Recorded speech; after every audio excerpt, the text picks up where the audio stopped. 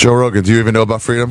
I do, and I know about Jimi Hendrix. All you savages that don't understand what would happen if 6 was 9. Yeah. I don't mind. You don't mind? I don't mind. I didn't know that song either. Oh, yeah, I don't know that song. Jesus, people, come on. Good morning, New York and the world. Good morning. The renegade Jew, Ari Shaffir. Shaffir? Are here. Oh. Ari Shaffir. Trying to do an accent. How hilarious was Tony Hernandez jurors? Oh, yeah. Yeah, Aaron Hernandez. Aaron right? Hernandez, the dude yeah. who got sentenced, yeah. They fucking pack you. Just gives me those memories. It's a man's life, all right? It's hard. It's hard to decide what was unreasonable that he did there. Ugh. Barf. He got put up for one murder, but he's done like a bunch more, huh? What a crazy dude.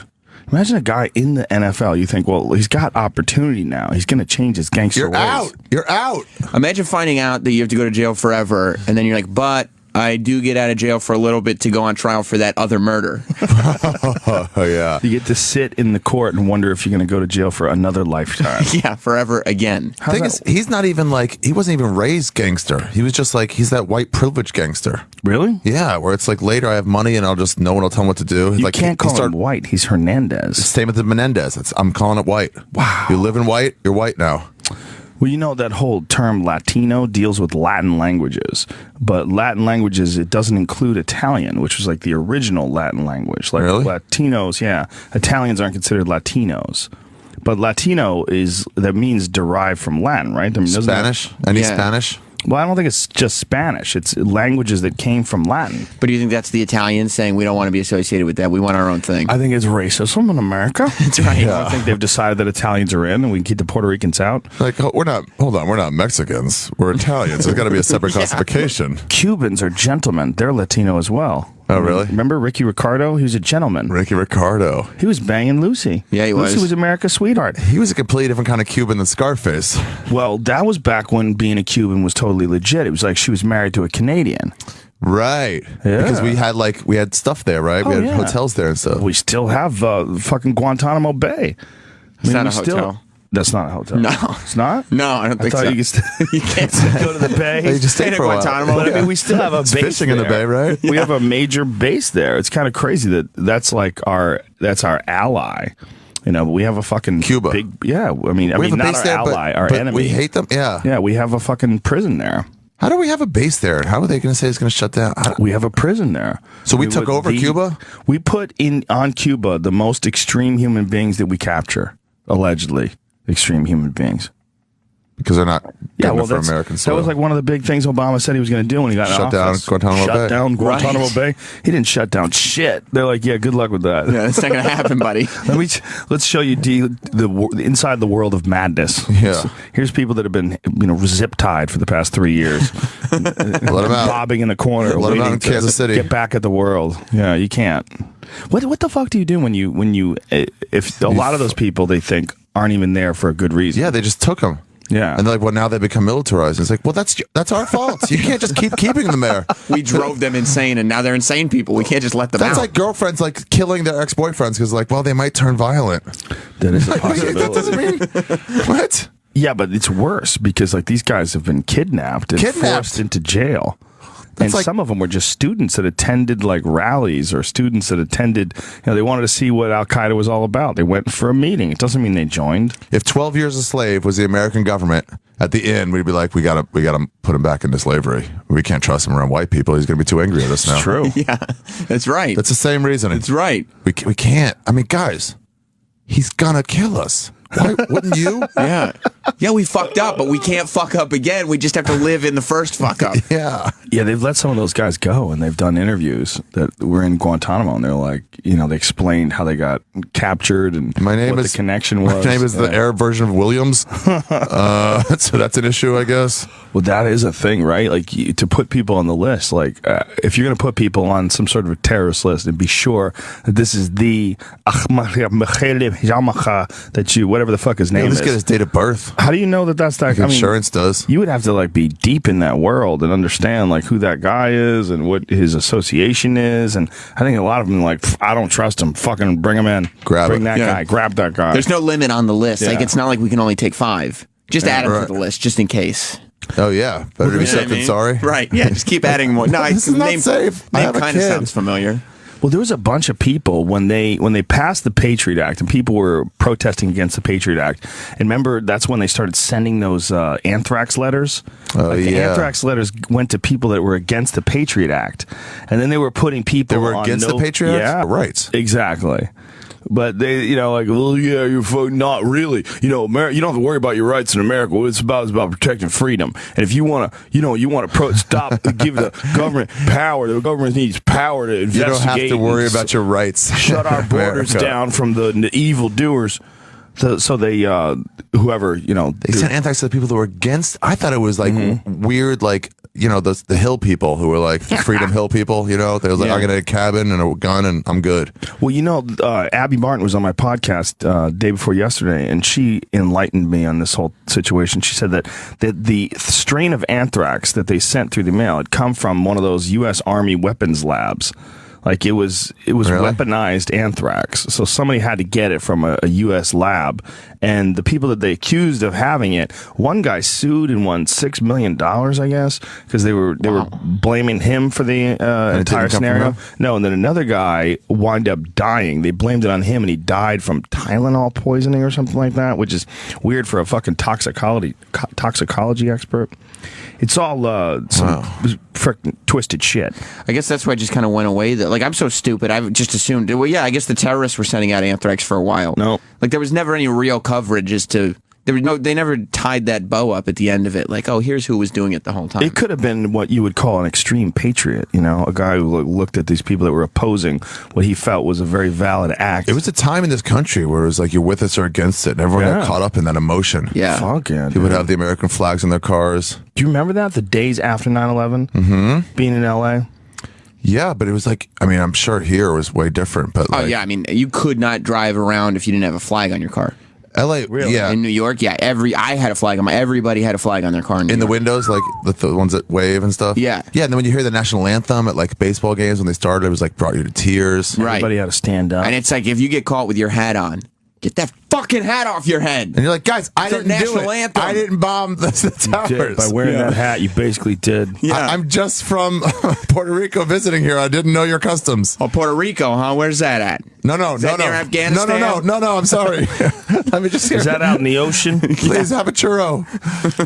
People are peaceful. We don't have an army. I remember how nice everybody was afterwards. Everyone's very nice. That was what was weird. Look at this Jeb Bush fucker. Look at this guy. Seeks votes in New Hampshire. He's really going to do it. He kind of looks like the Bushes a little bit. He's one of them. Yeah. He's really going to do it. This guy's really going to run for... We're really going to have a Bush versus a Clinton. This makes me... All those fucking tinfoil hat wearing conspiratards, this makes me go, man, maybe they got a point.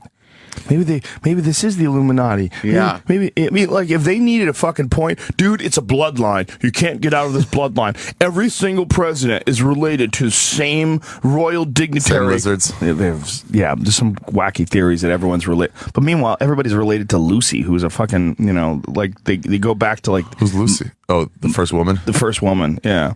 Lucy. I mean, you can go far back enough where everybody's related to somebody. Like 1 out of 5 Asians is related to Genghis Khan. Doesn't mean they're in on it. Really? You know what I mean? Doesn't mean they get the spoils of his conquest. It just means you raped your mom.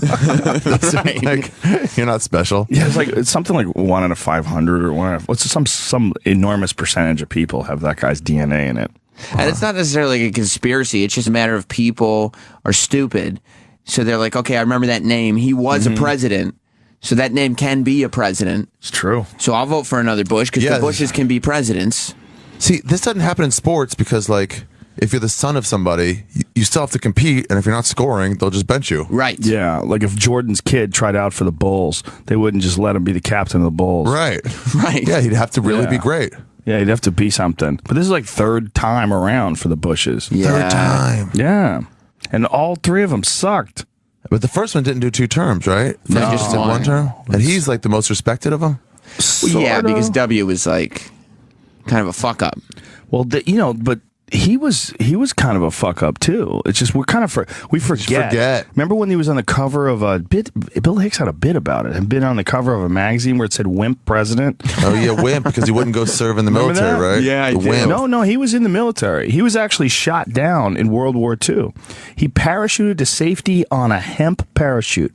Really? Made out of marijuana. That's right, Chris Christie, you fat slob. You marijuana hating fuck. You hear that shit? No. Chris Christie said if he was the president, he would shut it down. Shut it down. What about Shut down Colorado and Washington State? Shut it down. You know what he wouldn't shut down? Twinkies. Hey, get the clip.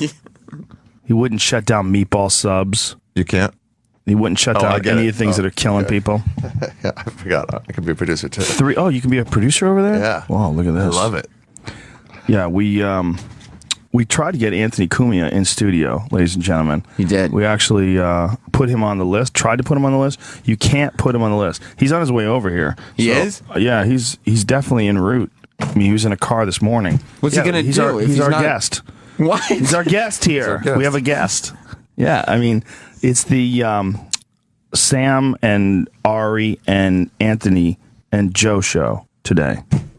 But he can't get on the list? Well, we can't, with the spelling of his current name, it's problematic. So we're seeking to see if there are workarounds. See if he can legally change his name before like 7 or 8? No, I don't think legally. I'm pretty sure downstairs is not a law office. Yeah. I came in here last time and my license was expired. They're like, oh, do you have any valid? I'm like, it's valid because it has my name on it and it was a government issued ID.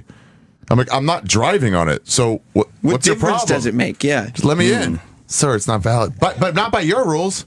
Look at this, Chris Christie. I will crack down while in between bites of food.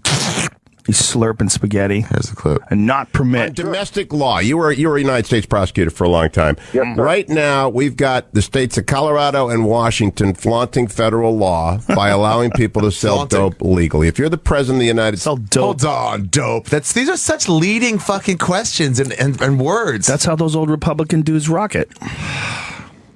States, are you going to enforce the federal drug laws in those states? Absolutely. I will crack down and not permit it. All right, next. Marijuana is a gateway drug. We have an enormous addiction problem in this country, and we need to send very clear leadership from the White House on down through federal law enforcement. Marijuana is an illegal drug under federal law, and the states should not be permitted to sell it and profit from it. It's hilarious. Oh, wow. Addiction problems. You know what's addictive, dude? Sugar. You're addicted to sugar. That's why your face is so enormous. I mean, he's obviously doing something unbelievably unhealthy.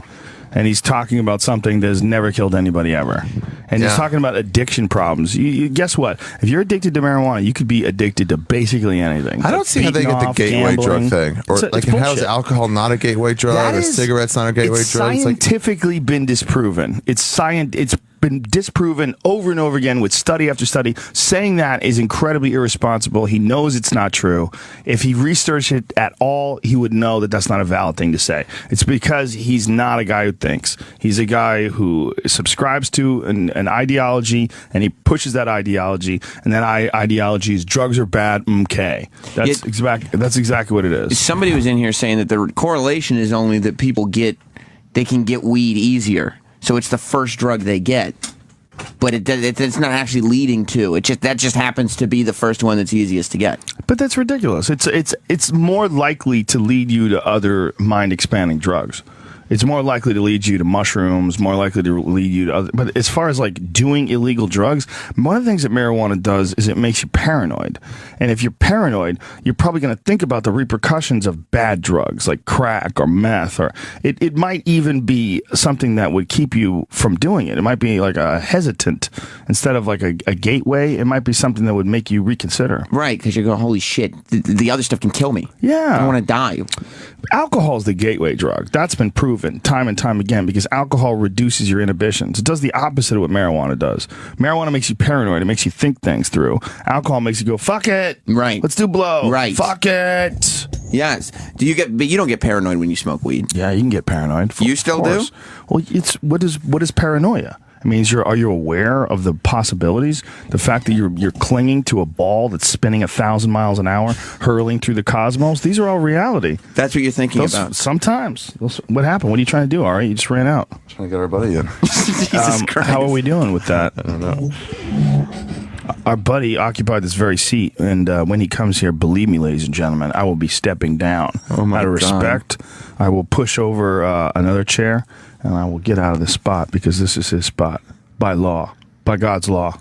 God's law. Yeah. And that's the law we all live by, isn't it? Goddamn Opie and Anthony fan. I don't like them broken up like this. It's gross. Yeah, me too. O&A fan. It's bullshit. Yeah. Goddamn bullshit. What was the mood here like when they changed it to Opie Radio and plastered Opie Radio all over the walls? Was there any issues there? No, not when. The mood was one way when it first happened. Yeah. But then once everybody kind of realized this is just happening now, we just have to move on. You know what I mean? Right. There isn't anything to be done here. We can't just sit here and call it Opie and Anthony and have Anthony not be here every day. Why not? It'd be fun. That would be fun. Why not? Anthony would probably eventually take issue with that. He's like, please stop putting my name on something that you're not paying me for and I have nothing to do with. But he leaves the door open. Leaves the door open for a future comeback. I think the door is still... there's no way... Dude, his name you can't even put down on the security list as a guest. I'm thinking long term. Maybe not today. They said it's anybody who's been fired. So where are we at right now? He's down there. We're going to try to send someone down to get him up. Oh my God. Fascinating. I wonder if that's going to work. Who'd you send down? Okay. Yeah. One of the people that works here. Maybe security. Interesting. Security person. Let's see if somebody cockblocks this. Maybe we can put a straitjacket on him and then bring him upstairs. Yeah, maybe we're going to tell him. We're here to berate him about everything that's going on today. Yeah, he's going to learn today. He's getting a tongue lashing for Yeah. everything. Black Lives Matter. And Yeah. Maybe, Let you if know. we don't let him tweet, maybe. that was one of promise my to put his Twitter away. favorite of the outrage. Well, the favorite of the outrages was the Artie Lang outrage for the joke that he was doing on stage at the cellar. He said he was having sex with this black chick, and this got him thrown off. No, this is a different one that got him thrown off at midnight. He got thrown off at midnight for talking about some reporter. Right. Oh, yeah. Saying he wanted her to beat him like a runaway slave and he would jizz all over himself or something. It was really funny. But the other one, he said he was having sex with this black chick and in the middle of it she goes, I can't breathe. And he goes, oh, let's not get political. Yeah. and some woman, like she wrote about it. She threw her braids to the side, yelled out, that shit ain't funny, and stormed out of there. And then she was, telling everybody. You almost want to be like, hey, stop. What do you think the joke was? I don't think you get it. Yeah. I don't think you get it. Well, she's saying it's not funny at all. It's impossible to include I Can't Breathe, which is about that guy being choked to death, and then have a joke about it later. That's not true. Of course it's not true. That's not true about any... There's no thing that's true about. What? It's just you can't ever make any joke about that ever. Exactly. In any context, that can't be funny. You're just like, guys, you're lying. Oh. You can't joke about that, God damn it. You can't. So, why? I had once is that God's law? After Newtown, I tried to make a joke and it didn't fly. That's a tough one. Yeah, and it was like 4 or 5 days later. Well, yeah, there are a lot of situations where it can be very, very difficult to make a joke about. But the crowd turned on me in the OR, the comedy store. They turned on me. There's one guy in particular. He's like, "That's just not funny." Some guy from Vegas, and it was like, "It'll never be funny." He goes, "No, it will never be funny." And I'm like, all right. And I fucking worked 10 minutes to try to get them back on my side. And then I did. I threw some Holocaust joke in there. And everybody laughed. And that guy laughed too. And I was like, wait. Are you still saying it'll never be funny? And he was like, all right, okay, fair enough.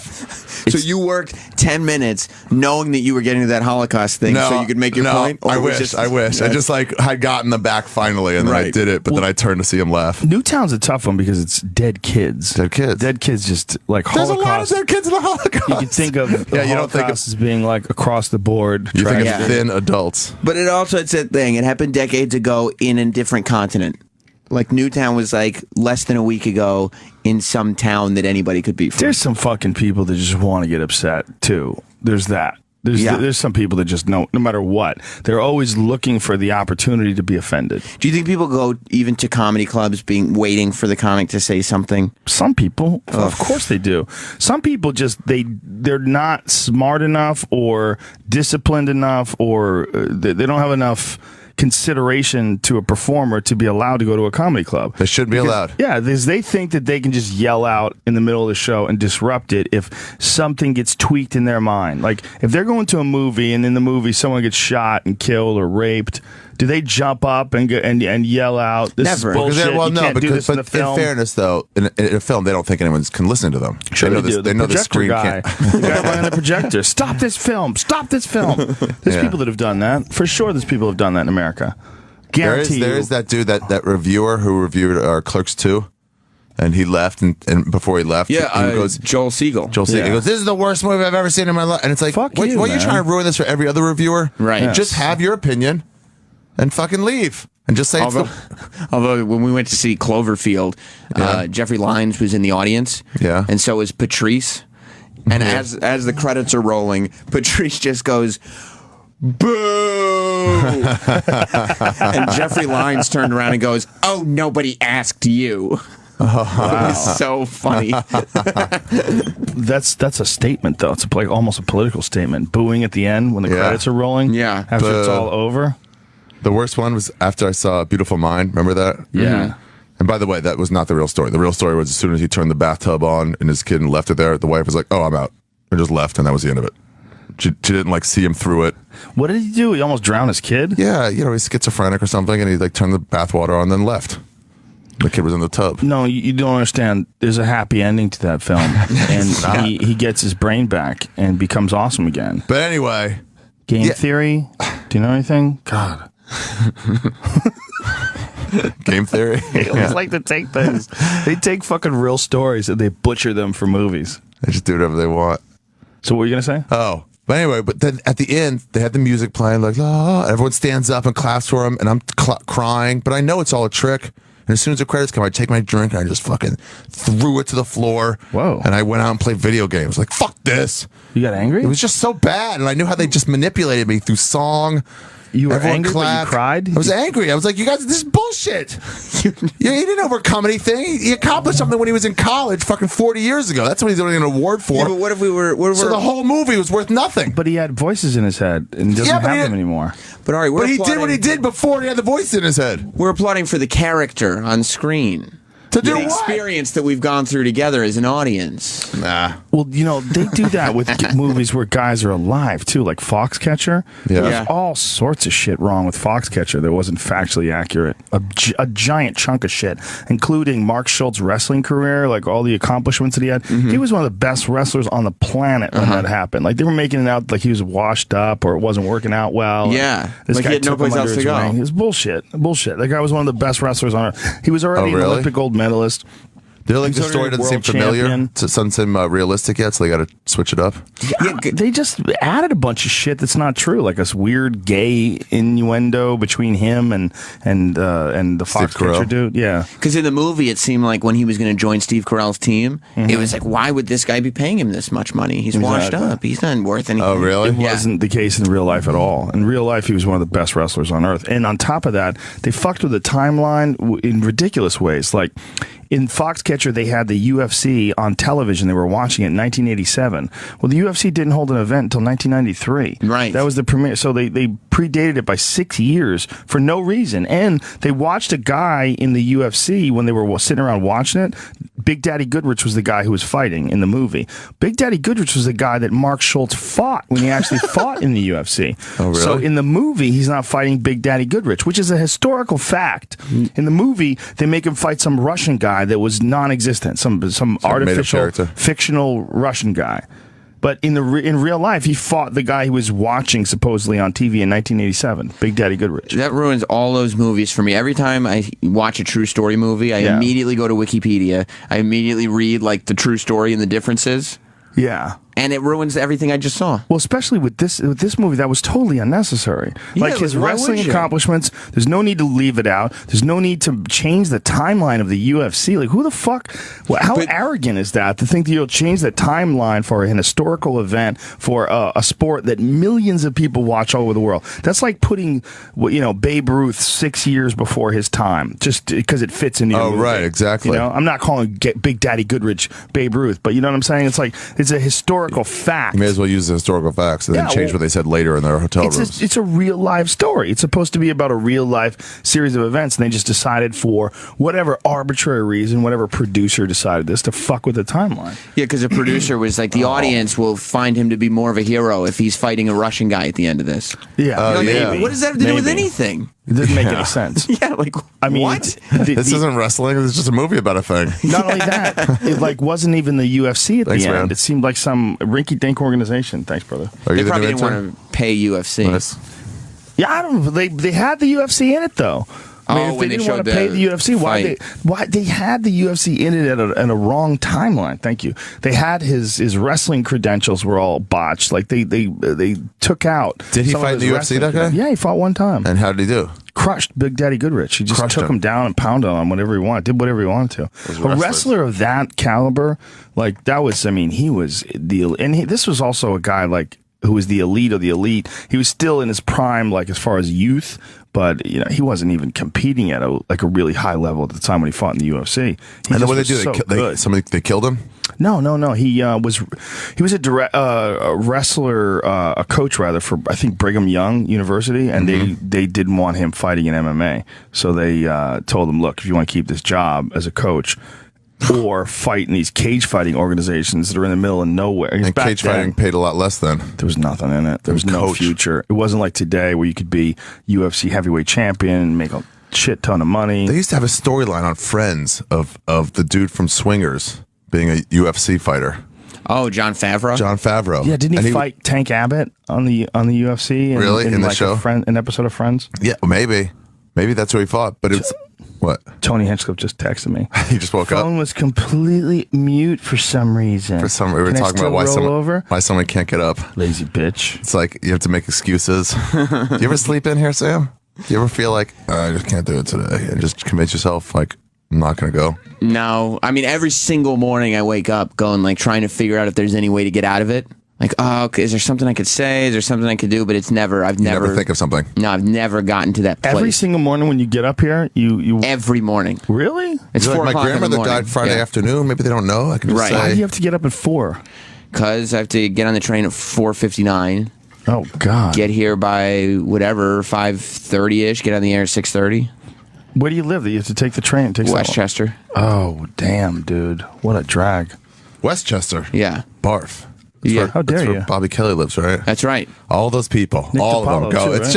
It's 45 minutes to the city. I'm like, yeah, it's 45 minutes to Harlem. It's not 45 minutes to where you're going in the city. I live in southern Westchester, though, so it's as close to Southwestchester to the city as you. Yeah. I used to live in New Rochelle. That's where I was born. That's where my sister got married. Crazy. I went to high school there and middle school and elementary school. I lived there because I couldn't afford to live in the city. And, so you lived in New Rochelle? Yeah, I was doing road gigs. I needed a place to park my car. How far away is New Rochelle? I don't know. I mean, it's 35 minutes. There's a song called 35 Minutes to Broadway, and it's about New Rochelle. By train? I mean, look, don't start me on New Rochelle trivia. It was only 20 minutes to White Plains Billiards. And that's what I knew. I needed to be close to the pool hall. I needed a base stop. Where'd you live in New Rochelle? I don't remember. Some little studio apartment that I rented. I guess it was a 1-bedroom that I rented. It was below, like one of those. They converted their downstairs. Oh yeah, an apartment, some shitty little place. But had a parking spot. When I was doing road gigs, I needed a parking spot. Like if you park in the city, what's going on with our friend? I don't know. He's still down there. You're running around. Yeah. Are you gonna try to like? I'm gonna try to do throw something. A smoke bomb or something? Maybe I'll smoke some marijuana down there, and everyone come running for me, and they're like, go. So what are they saying to him? He can't come up. Nobody's coming down for him. No, it's blocked by name, and no one's coming down. No one's coming down for him. Why don't we send someone down to go get him? Try. Don't we have like someone who just can say, "Oh, this guy's on. And he can come with us." It has to be a security person. Don't we have a down ass security dude up here? Club Soda Kenny's not here. Where? Oh, fuck. Is he a security guy? Is he with Norton? Yeah. Fuck. Yep. He's in California, I guess. You think he could have got him in? He's a security guy. Theoretically, maybe. Why don't you act like a security guy? Is like, do I come across that way? Well, you act like a guy who works here. Yeah. You know things.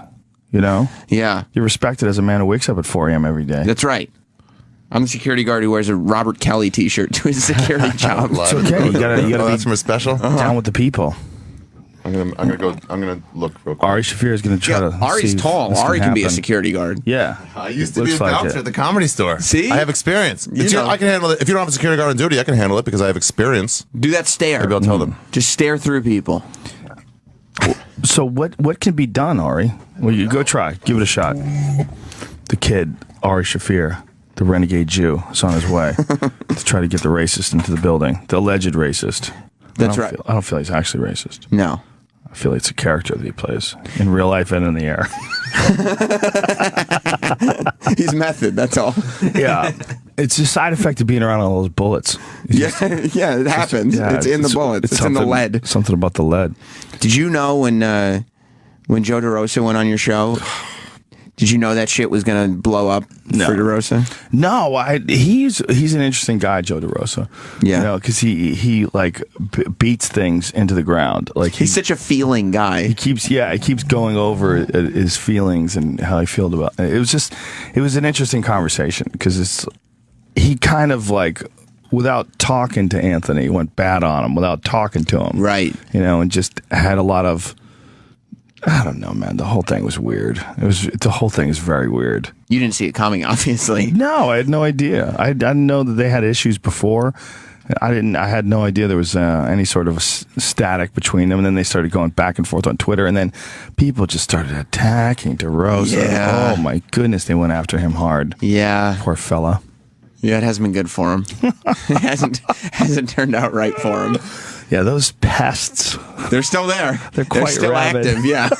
All they need is a call. Someone needs to get on top of the hill with a conch shell. Right. They need us! Fuck you, Joe DeRosa. Just kilts.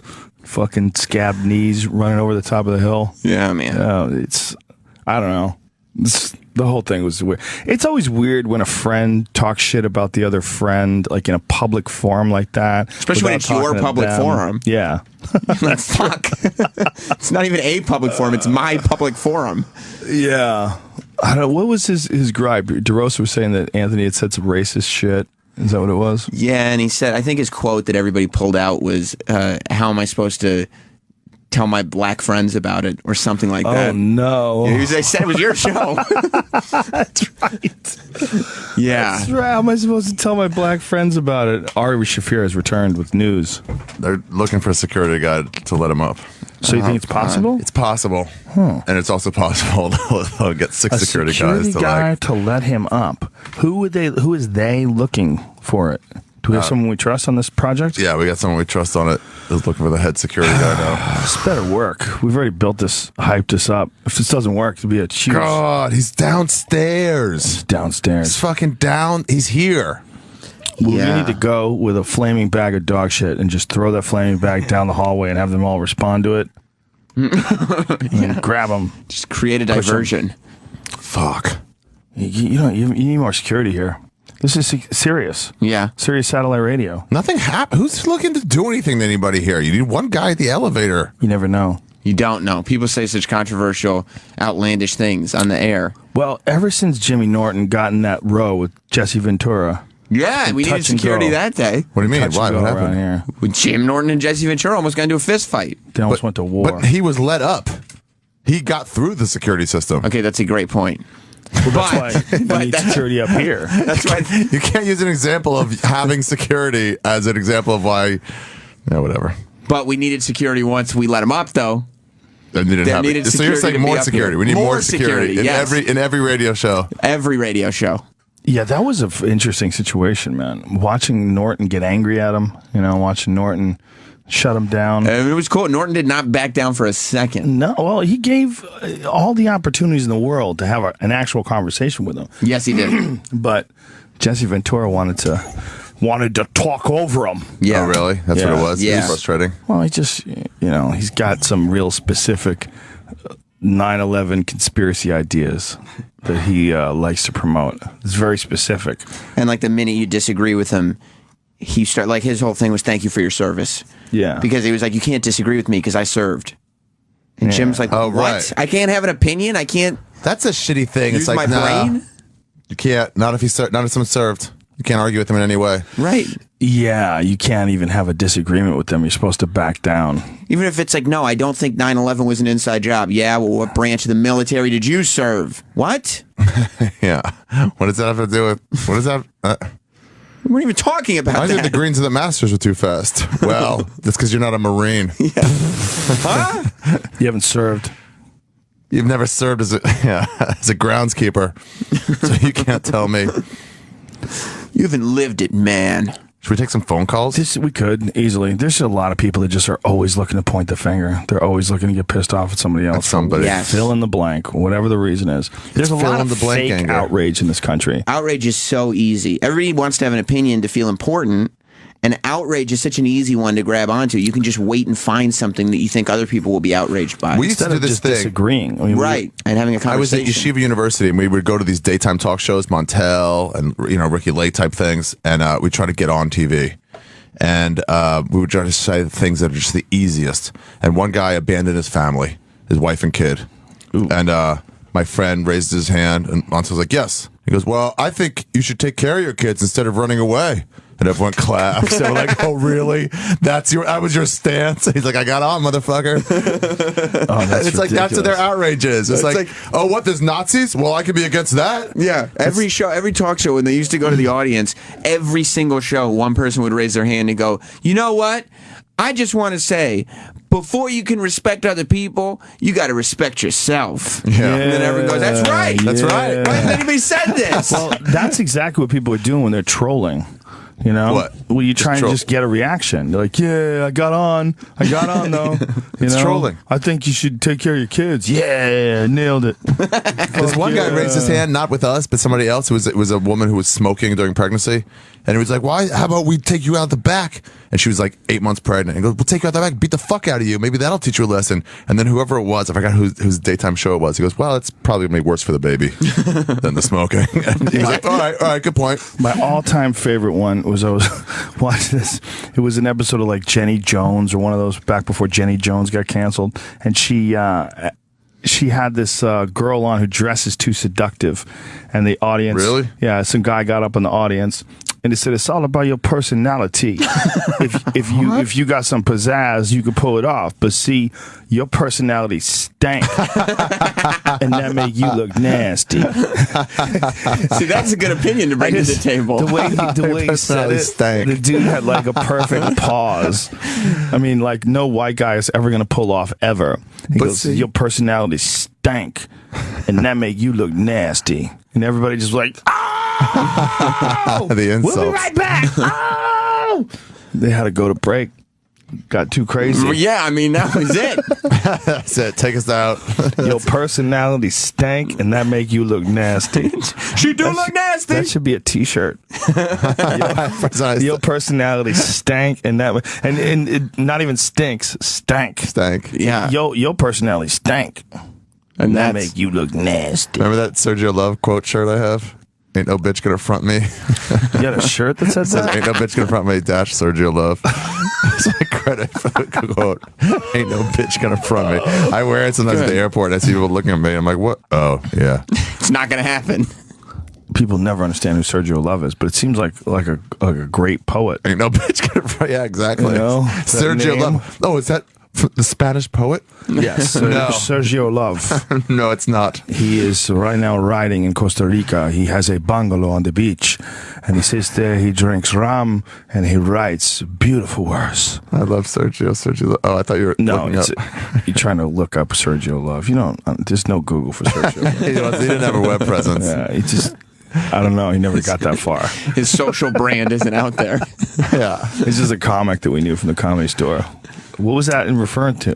It's something he said on stage once, and Tebow was working at a screen printer at the time, so he's like, I'll just make some shirts. It's just a life philosophy that he has. He made like 10 of them. Ain't no bitch gonna front on me. Ain't no bitch gonna front me. Not front on me. Front me. Ain't no bitch gonna front me. What does that mean exactly? Well, let's break it down word by word. Ain't no bitch, which means bitch gonna front me. A bitch will. It's double negative. Oh, shit. If you really want to... Ain't no bitch means many bitches will front me. Yes, that's true. Yeah. It's tricky. It's in code. He's letting you know. Yeah, it sounds like he's saying, a woman will make me appear to be something I'm not. It's kind of a cry for help. It's a code cry for help. Ain't no bitch gonna front me. Right. He's like, he's letting him know they're going to just run over me. That's what he's doing. That's what he's saying. Sad words. Man, Sergio. You know, he was like crying out for help. It was hidden in his words. We didn't know.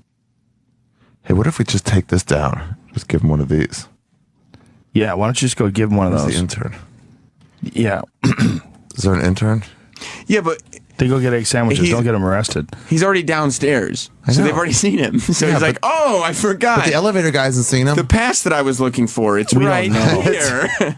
We don't know. They might have those little headsets that go, "The racist is here." That motherfucker is here after all that shit he said. Did you bring his camera? He's trying to get in. He's taking pictures. He was up all night. He's up all night boozing, taking pictures. Sarah Silverman comes clean about lying to highlight gender pay gap. She fucking lied in that thing? What? I just thought she was wrong. What does that mean she comes clean about lying about it? What? Did you see that thing? No. What so they're talking about the gender gap, the pay gap in gender, which, by the way, is based on overall income and not based on women get paid less per job. It's just because there's more female teachers and more male CEOs. But it's not if there's two teachers, they both get paid the same amount. That's not a real thing. The 75 cents on the dollar. Really? Yeah, that's overall pay for all jobs. And that is one of those parroted social workers things. Are predominantly more women than men. Mm-hmm.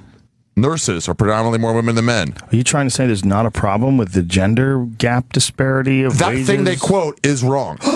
I'll tell you that. Saying? Sarah Silverman lied? So she went on and said, "I did a set once. I wish I could play this. I did a show, and this guy Al Martin, she named him by name. She goes, Al Martin. Me and Todd Barry were both at the same level of fame. You want to play this? We're both at the same level of fame.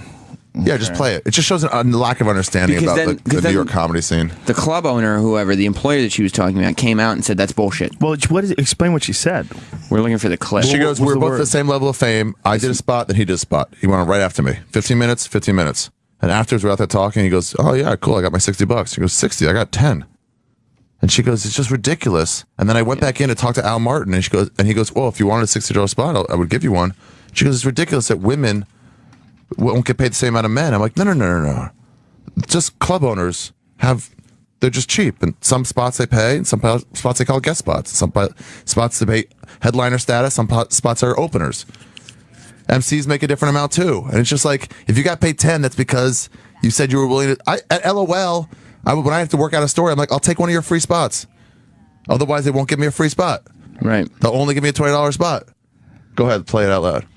And we were outside talking, and Todd somehow brought up that he, mentioned that he got $60. He just got $60, and I just got $10. We did the exact same time, back to back, on the same show. And so I went back inside, and I asked the owner, Al Martin, and I said, "Al, why did you pay me $10 and you gave Todd Barry $60? And he, it's so perfect, because he goes, "Oh, did you want a $60 spot?" It was symbolic. I didn't need $60. I mean, but it's what is this fucking music? Yeah, it's pretty shitty. I think the best person for the job should get jobs. But now that I see it, I wonder if she was even talking about the gender gap, or she was just talking about, have you ever made less money than someone? And then they just kind of took, because they did cut it right after that. Yeah, and they make it seem like she was talking about that. But she said she was lying about it. Yeah, but that didn't even seem like she was talking about gender right there.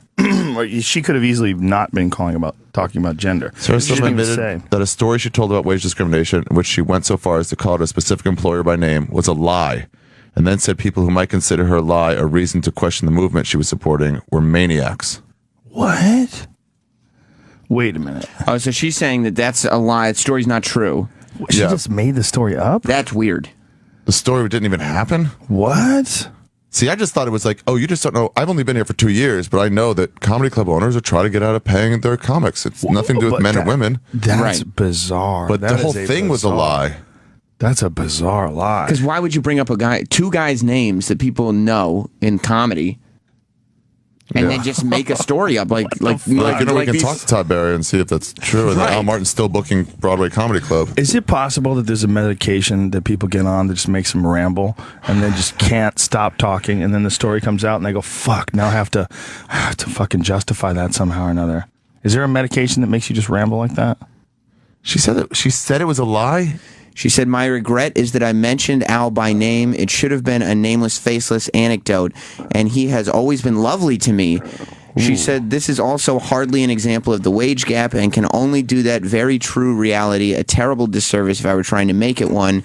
When I was interviewed by Levo, they asked me, do you remember a time when you were paid less for the same job? And this story, being just that, popped into my head. Yeah, that's what I said. So they took it out of context and just fucking changed it to make it seem like she was saying it's a male-woman thing. But it wasn't. She was talking about a male-woman thing. Do you remember a time where you're paid less for the same job because you're a woman is implied in that? Yeah, but about the wage gap. So that is what she was saying. But I could see them going, do you remember a time you were paid less for the same job than someone else? And she goes, okay, how about this? And they put it in a story about the wage gap. Yeah, but I think they were talking about the wage gap. Like, that's what they were talking about when they were... Right, like, what would be the purpose of her being interviewed if not about the wage gap? I mean, that was the subject. But here's the thing. The story popped into her head. Like, what does that mean? If it's a made-up story... Yeah, what's the lying part? Yeah. Because that's what she said in the beginning, that it was a lie. What the fuck, man? Imagine being that guy and you have to hear that. Like, Martin, I heard he was real upset and he had to take out, like, get a publicist. I'm like, I didn't fucking not pay women. Don't say that. He posted something about it. All the comics are like saying, like, they're taking his side. They're like talking, like, yeah, I'm a dirtbag, but not that kind of dirtbag. I just abuse comedians in general. Who is that guy? He works Broadway Comedy Club. I've never worked there. I don't know. I don't really know. I've never met him. So, I wonder if it was a lie or if she just said it's a lie just to shut him up. Just to be like, I don't want to take any responsibility for any of it. Fine, the whole thing was a lie. Just leave me alone. Right. And the problem is when you say something's a lie and it's that, like, whoa, you lied about that? Right. It calls everything into question. Do you lie, like, is this like a normal thing you do? Does it, like, pop into your head every now and then, a different story than the truth, and you just start saying it? You don't even know why? Because that's a weird, unnecessary lie. What do you mean it was a lie? That names names of people who people know. Todd Barry in particular. Right, everybody knows who Todd Barry is. Have you ever heard about a chick getting paid less to do a set at a club, though? I've never heard that anywhere. Unless it's like, there's a difference between some headliners, like one headliner who makes a lot more money because they sell out every weekend. Yeah, but as features, let's get paid $100 a set. Generally, that's a deal. $100 a set for features on the road. If the club employs you. Yeah, but if the club employs, yeah, exactly. But that's a standard. But that's not. There's no different. Nobody paid less or more than for that. It's everyone gets 100. Yeah, you might find someone who really doesn't deserve the spot, and the club owner gives you a shot and says, "I'll give you $75 a set." But it says status. It's just not if you make feature, you get 100. That's just the deal. That's just the deal. But not in all places. But I mean, they reserve the right to pay you less if, like, maybe this is your first time featuring or something like that. Like, some clubs will do it. What's he doing? What are you doing? Hold on, I got one more plan. One more plan. All right. My God. Ari's going to get arrested. Yeah, he's going to go down and not come back. This is not working at all. No, I don't see it. I don't see it happening. The fuck? He's trying. Yeah, he is. I just thought the Sarah Silverman thing really perplexes me. Yeah, I wish you would get more into detail about what was the lying part. Well, what did she say as far as, like, a statement? Like, when it says Silverman lied or admitted she lied, like, what are they saying? Because it's one thing if she says, oh, I remembered it incorrectly, or, oh, in hindsight, I guess I was getting $10 because I was new, or whatever it is, but not just to lie. What's going on? Lie. I would like to see what she said. The problem is it's all just news stories. You don't really know what the fucking story is. Right. Well, admits lie. If you say that you lied about that, I don't know what they really asked her. That's such a non-issue. It really calls into question. Yeah, like, what would happen if there was, like, a serious issue? That's like a pathological liar to win win your point or win your an argument for your cause is like to just make up a story. Yeah, but then you haven't won your. It's false pretense. But the way she said that story just popped into my head. Like, all I can say is I remember that story exactly how I said it. I know that Tad called the club earlier in the day to let them know I was in town to see if they wanted me to do a set. They put me up for a 15-minute spot just after Todd's 15-minute spot. I didn't expect to get paid. That's not why I was there. But when I got off stage, Al, the sweet club owner, paid me $10, and I signed the payment sheet. I was like, oh, nice. I inferred from that this was also a paid spot, not a guest spot. Either way, I should have been fine. I would have been fine. Then when Todd pointed out that he received $60 for the same spot, I went back in and asked Al why Todd got $60 and I got $10. That's when he certainly could have said, because it was a guest spot, Sarah, I was just being super nice and I gave you $10 for cab money. But instead, and I will always remember this exactly how he said it because it was unbelievably hilarious. He said, "Oh, did you want a $60 spot?" Well, that would mean, if he's saying that, in my interpretation, that, "Oh, did you want a scheduled spot?" Because there's a difference between a guest spot and a scheduled spot. I mean, that's just a fact of clubs. And some clubs put on guest spots, and like, say if you pop in at the Comedy Store, like if you do a regular spot, what do you get there for the OR? $15 for the $15. Jesus Christ. It's hilarious, isn't it? Does it hurt your feelings? Would you say it? It hurts your feelings. That's why I never cashed my checks. I was like, I'm not even cashing that. Fuck you. But so like when you I say hold on to them. Like $15 is. Well, here's what I was going to say. Yeah. If Ari shows up and he says, "Hey guys, I'd like to do a guest set," he doesn't get that $15. He doesn't get paid because he's not on the list. He's not. Right. He's not like scheduled to perform. He's doing a pop in, and if you're doing a pop in, you don't get paid. So it seems like that's what Todd Barry did. He called up. Yeah, like the what she said. It was a guest spot, and he was like, "Give her $10." And if he had said, but it's like, but he didn't say it. So you can't analyze the whole situation because he didn't say it exactly. He didn't explain it to you exactly right. Yeah, it's very disingenuous because knowing the club scene and knowing like how sets are paid out, that's just the way it is. You don't usually get paid for a guest set. So what she got was cab fare. Someone was being nice. That's all it was. That's all it was. And it got turned into this gender inequality gap issue. This guy went from being a nice dude and doing the right thing to being a misogynist. Yeah, what the fuck, man? The gender inequality thing is a very, very interesting thing. You know, I have that bit about the guy who broke into the White House. You know, and part of it has to do with the female security guard that was redacted from the Washington Post. The Washington Post printed out that the guy who overpowered the female security guard at the front door of the White House, and then it became a big issue with feminists. They wanted him to take out, or they wanted the person who wrote the article to take out the word "woman security guard," like it's because it's not relevant. Well, of course it's relevant. Mm-hmm. You've got a woman as a guard. That's a controversial position. Just like a woman as a wide receiver would be a controversial position. Yeah, if she keeps dropping passes, you'd be like, can we bring up gender here? She's the only one. Every time she gets tackled, her hands. She breaks both her ankles. she plays one game a year. It's the first opening day of the NFL, and was so historic. As this woman, no, the first play of the game. She's out for the year. Yeah, and it's one of those things. It's a gender inequality issue. Ari Shaffir, you don't understand gender inequality. Yeah. Well, thank God Sarah Silverman wasn't black, or it would have even been worse than for Al Martin. Crazy. Yeah. That's such a weird example. So she wasn't lying. No, she should definitely shouldn't say. So wait, she those wasn't articles lying then. That say she said she admits she lied. That's not true at all. She admits she was wrong. Right, I was being wrong. and lying are but she's not even saying she admits she's wrong. She's saying she's telling the story exactly how she remembers it. So I don't think it's a lie at all. She might be saying though, this is probably not an issue of gender. Well, is she? You know, because she said she was laughing at his statement. Oh, did you want a $60 spot? That's disingenuous too, because we know the difference. You know what's going on. Like a person who's not in comedy would find that statement funny, but comedians, you're saying, understand exactly what he was saying. Exactly. Anyone who works in comedy clubs knows exactly what the difference is. Also, if Todd was on last, that means she was eating checks. She was doing the check spot. Which is, they don't have that in LA, which is they drop the checks, but and I used to be at stand up New York, they would have like a break while they drop the checks, everyone paid, go to the bathroom, and then Big J or whoever would go on last. And then now they're like, well, if some young guy wants to eat the checks, while everybody's paying their bills, right, to actually go do stand up, it's like, fuck, go do it.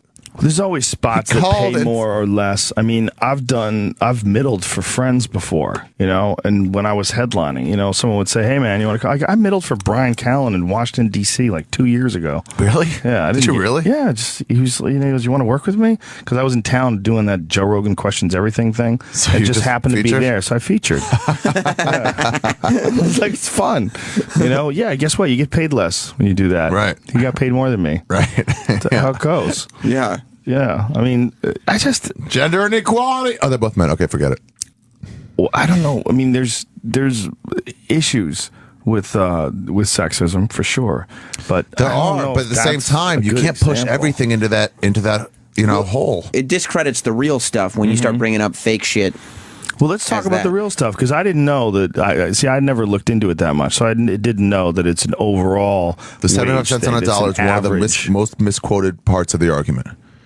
That's not. It's just like you're putting Bill Gates and teachers in a fucking pool and say, how much do men make? How much do women make? Well, more men are CEOs. More men are top level athletes. More men are also more like hyper ambitious and career driven. It's not to negate that some women are. And it's like men golfers, female golfers. Like, well, male golfers make more because they actually have more people watching male golf on TV. Same with every sport, really. So, basketball, whatever it is. And same as radio. If you or TV, if your thing gets more ratings, you get more money. Right. You get renewed for a higher contract. It doesn't matter how. Makes more than anybody. Sure. So she helps skew it to more even. Yeah, I mean, she makes more than any talk show host. Well, yeah, by ever. A lot. Yeah, and she's a chick. Okay, here it is. In 2013, among full-time year-round workers, women were paid 78% of what men were paid. But that is among full-time year-round workers. That is not people in the same jobs or people in the same careers. That's just full-time workers. So that's taking into account all the secretaries that work in the same as engineers. They Nurses, work in the same office. social workers, teachers. It's taking all that. And so garbage man. That's very deceptive. Super deceptive. But stats just lie. But we'll look into it and in specific jobs. Like, look into a gender inequality gap in specific occupations. So you could see, taxi cab drivers or surgeons or, whatever. That would be a major issue. If you're like, what do you mean? Why do I get paid less for doing the same job? It's like, well, you're not. Who is performing down there? Defend Freedom Tour. Oh, I was watching What is that? This morning at like 6 o'clock in the morning, some country chick was singing down there at Fox News right across the street from us with giant Defend Freedom banners. What does that mean? 6 o'clock. And they're already like cooking barbecue. You can smell it. They're trying to make Defend New York freedom. City the South. They're trying to make it down home. They're trying to make it country. Look at all these people with flags. Could you imagine any other genre of music where people would be waving American flags in the audience? That goes to show you how dopey some of that stuff is. Elizabeth Hasselbeck, back again. But just stop and think about that. Well, what if you went to see the Wu-Tang Clan and everybody was waving flags in the audience? You'd be like, what? You might wave Wu-Tang flags. Yeah, maybe. But the American flag, there's one genre of music you can imagine that with, and it's country. Although there's Caribbean music where people will come and like wave Jamaican flags in the air and stuff. Yeah, but that's another country, dude. In this country, like genres of music. Yeah. There's one. It's just it's just country. So is that our cultural thing? That's our jihad music. Yeah, that's our jihadist music. Our radical fundamentalist music. That's our jihad. It's our la la la la. Right. Trace Adkins. Yeah, you're right. I got my guns. You try to get them. I'm gonna shoot you full of lead. Waving the flag. It's just a style of country music too. I mean, there's like outlaw country. There's Merle Haggard and Johnny Cash and all that kind of stuff. That's not rah rah at all. Yeah, nobody's waving flags at it. Waylon Jennings. It's a different kind of. It's a different. Like there's this patronizing sort of country music. Yeah, I mean, Toby Keith and Johnny Cash don't even feel like they're singing the same genre of music. They're way different time periods too, though. Yeah, Toby Keith gets a hard rap. I like some of his songs. You do? What Toby Keith songs do you like? They're dumb as shit, but I enjoy them. I got friends that should have been a cowboy. That's not him, man. That's Garth. Garth's the man. What you just said was very racist. Ignorant. Personal financial advisors, wage gap. Should have been a physicians cowboy. and surgeons. You love Toby Keith. Should have learned to rope and ride. Securities, commodities, and financial service sales agents. Wage gap 65%. Wow. What's the difference? The wage gap? This says it's a lot bigger. What does it say? It breaks it down by what is. First of all, make sure this ain't a fucking Fortune.com. website written by chicks. Yeah, I looked at that. I looked up at the thing. Yeah, it's Women Victim Monthly. Downwithdicks.com. Securities, commodities, and financial service sales agents. Women's median weekly earnings 883. Men's median weekly earnings 1356. Yeah, what which broad did that math? This is securities people, so that means stock people. Now, is that based on performance? Or is I that wonder if it's the same level too, or if it's just anyone in there. But it says physicians. Go down to physicians and surgeons. Women's median weekly earnings 1246. Men's weekly median earnings 2002. Does that take into account the top level like brain surgeons and physicians together? I don't know. What about men? Wait, women's negotiating skills to employers, tenants. I don't know. Forget this. He gives up. Let's go back to Toby Keith. Should have been a cowboy. Yeah, it's a mess, Ari. We just quoted a bunch of shit that we're not supposed to. This is the song. This is Toby Keith. Yeah, I can sing along with this. You like this song? It's not a bad song.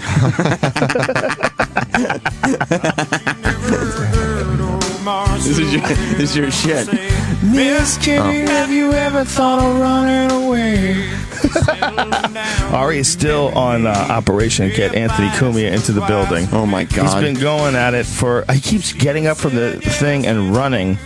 It's 8:06 now. We've been here for over an hour. Anthony's been downstairs for an hour and 6 minutes trying to get inside. Ari truly is a host producer today. Yeah. Well, these petty bitches at security, just let him through. You know, you let him through for 20 fucking years. Let him through one more day. I sometimes feel like those security guards, they all should have been cowboys. They should have learned to whip and ride.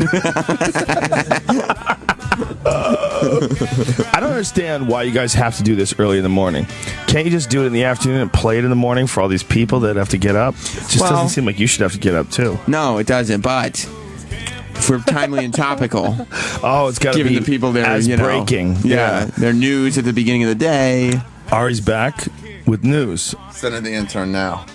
The intern. And what is the new strategy? Okay, the new strategy is he's got my past. Do you know our intern's nickname is Hot Dog? That's the guy you're sending downstairs. Really? Hot Dog? He's a fucking idiot. That's okay. Let's not jinx our project. You're right. And let's not cockblock it by telling exactly what we're going to do. What about the people that would like to not see this plan come to fruition? Oh, yeah. The jihadists. They're listening right feminists. now. Feminists. Is it feminists? Who's angry at him? Like it's mostly social justice warriors and black folk. They seem to Those be are two most major upset groups. at Anthony. And it didn't help that he went on that white supremacist radio show at all. And then he said something he didn't know. It was a white supremacist radio. Okay, that would be the one question. That should be question number one. How do you guys feel about the KKK? They're great. Oh shit! We got him. Yeah. Well, he was on a press tour. He didn't realize every show he was doing. I love that's sometimes. true. How is that going for him? That radio, that subscription deal that he's doing. I think it's going really well. I mean, he's kept it going and everything, and he's got listeners. Yeah, I'm sure he does. I don't know what his numbers are. Because viewers, yeah. You subscribe and you pay. People are just super reluctant to pay these days. It's very difficult to get them to pay. But the one thing where I think that him was people were used to paying to hear him. That's right. So people have been paying for this show for like 10 years now. So it's like, yeah, we're used to paying if we hear Anthony. Whereas everybody who started doing it for free, it's not like you can one day say, okay, now you have to start paying, because everybody will go, what the fuck? Right. Well, I think a lot of people also, like fans of the show, felt like it was an expression of solidarity. Yeah. Stand with Ant. Yeah. There's hashtags. But you're right. They were used to paying for it because they pay for Sirius. Pay for Sirius. So it was like, I just do this. Hashtag stand with Ant. That was a big hashtag that was going on. Did you see the South Park hashtag stuff? No. It's all about getting your hashtag trending. It doesn't really matter. You haven't won anything for your cause. But like, we did it, everybody. Free the Johnson 5 is trending. And it's like, but they're still in jail. Right. The Johnson 5 are still in jail. You haven't done anything. We did it. We're trending. We created awareness. Yeah. Yeah, but we can't. Awareness doesn't do shit. All these people, when they're like, we just got to get the word out. Even the anonymous people. The Occupy people say, we got to get the word out. It doesn't do anything. You know how much awareness? Then the word gets out. Oh, we're all being robbed and cheated. And then what? They still don't do it. Well, don't you think that it's good that information gets out on certain things where it gets exposed and then people start discussing it? And then when votes come up, there's this awareness about a certain subject. Sort of, but then they'll just like change it and put it through anyway. Someone sounds very, very pessimistic. Yeah. It's just like the drones and being able to what Obama signed where you can just lock anyone up without trying them now. Yeah. At first they didn't get that passed, and then he's like, we'll wait, and then he just wrote it under a new bill and just passed it. Yeah, it just delays them. Being able to lock people up without any due process is very scary. Because that's very what scary. we're terrified of. It's not about whether or not someone's a criminal. It's about you don't even have to prove they're a criminal. Right. Yeah, it's weird. I mean, that goes back to like the bloodlines and everything. It's weird when you start seeing stuff that kind of resembles like England in the 1700s, and you're like, wait, isn't this kind of what the American Revolution was about? Yeah. Well, that's what happens as things go on. It starts to escalate. No matter what you do, things escalate. Right. Whether it's no matter what, things always try to grow, and ideas try to grow too. And when you have an idea that's goofy like that, like the idea of controlling people, you try to figure out what's the best way to control. I got to control them more. I got to control. Well, all these lawyers get in the way. All those laws get in the way. Well, let's just fucking kill the law. Let's kill the law. Yeah. We're not gonna put anybody. You got to trust that America is going to put people in jail only if they're bad. Okay, and then well, the government will take care of it. They're always on the right side, so I'm sure nobody will. Yeah, try to fuck over there. Would defend freedom. Ex-boyfriend. Well, that's the number one issue with all this NSA spying shit too. You can't just spy on everybody, because if you spy on everybody, who the fuck is to say whether or not anyone has access to that information? Who's to say whether or not that's going to be used to bribe people or blackmail or get out, people? or there'll be a hack, and it's like, whoa, all this stuff about me. Like, everything you've ever done wearing is now diapers out. and spanking myself in order to get a boner. That's all out now? It's all out now. Well, but for freedom.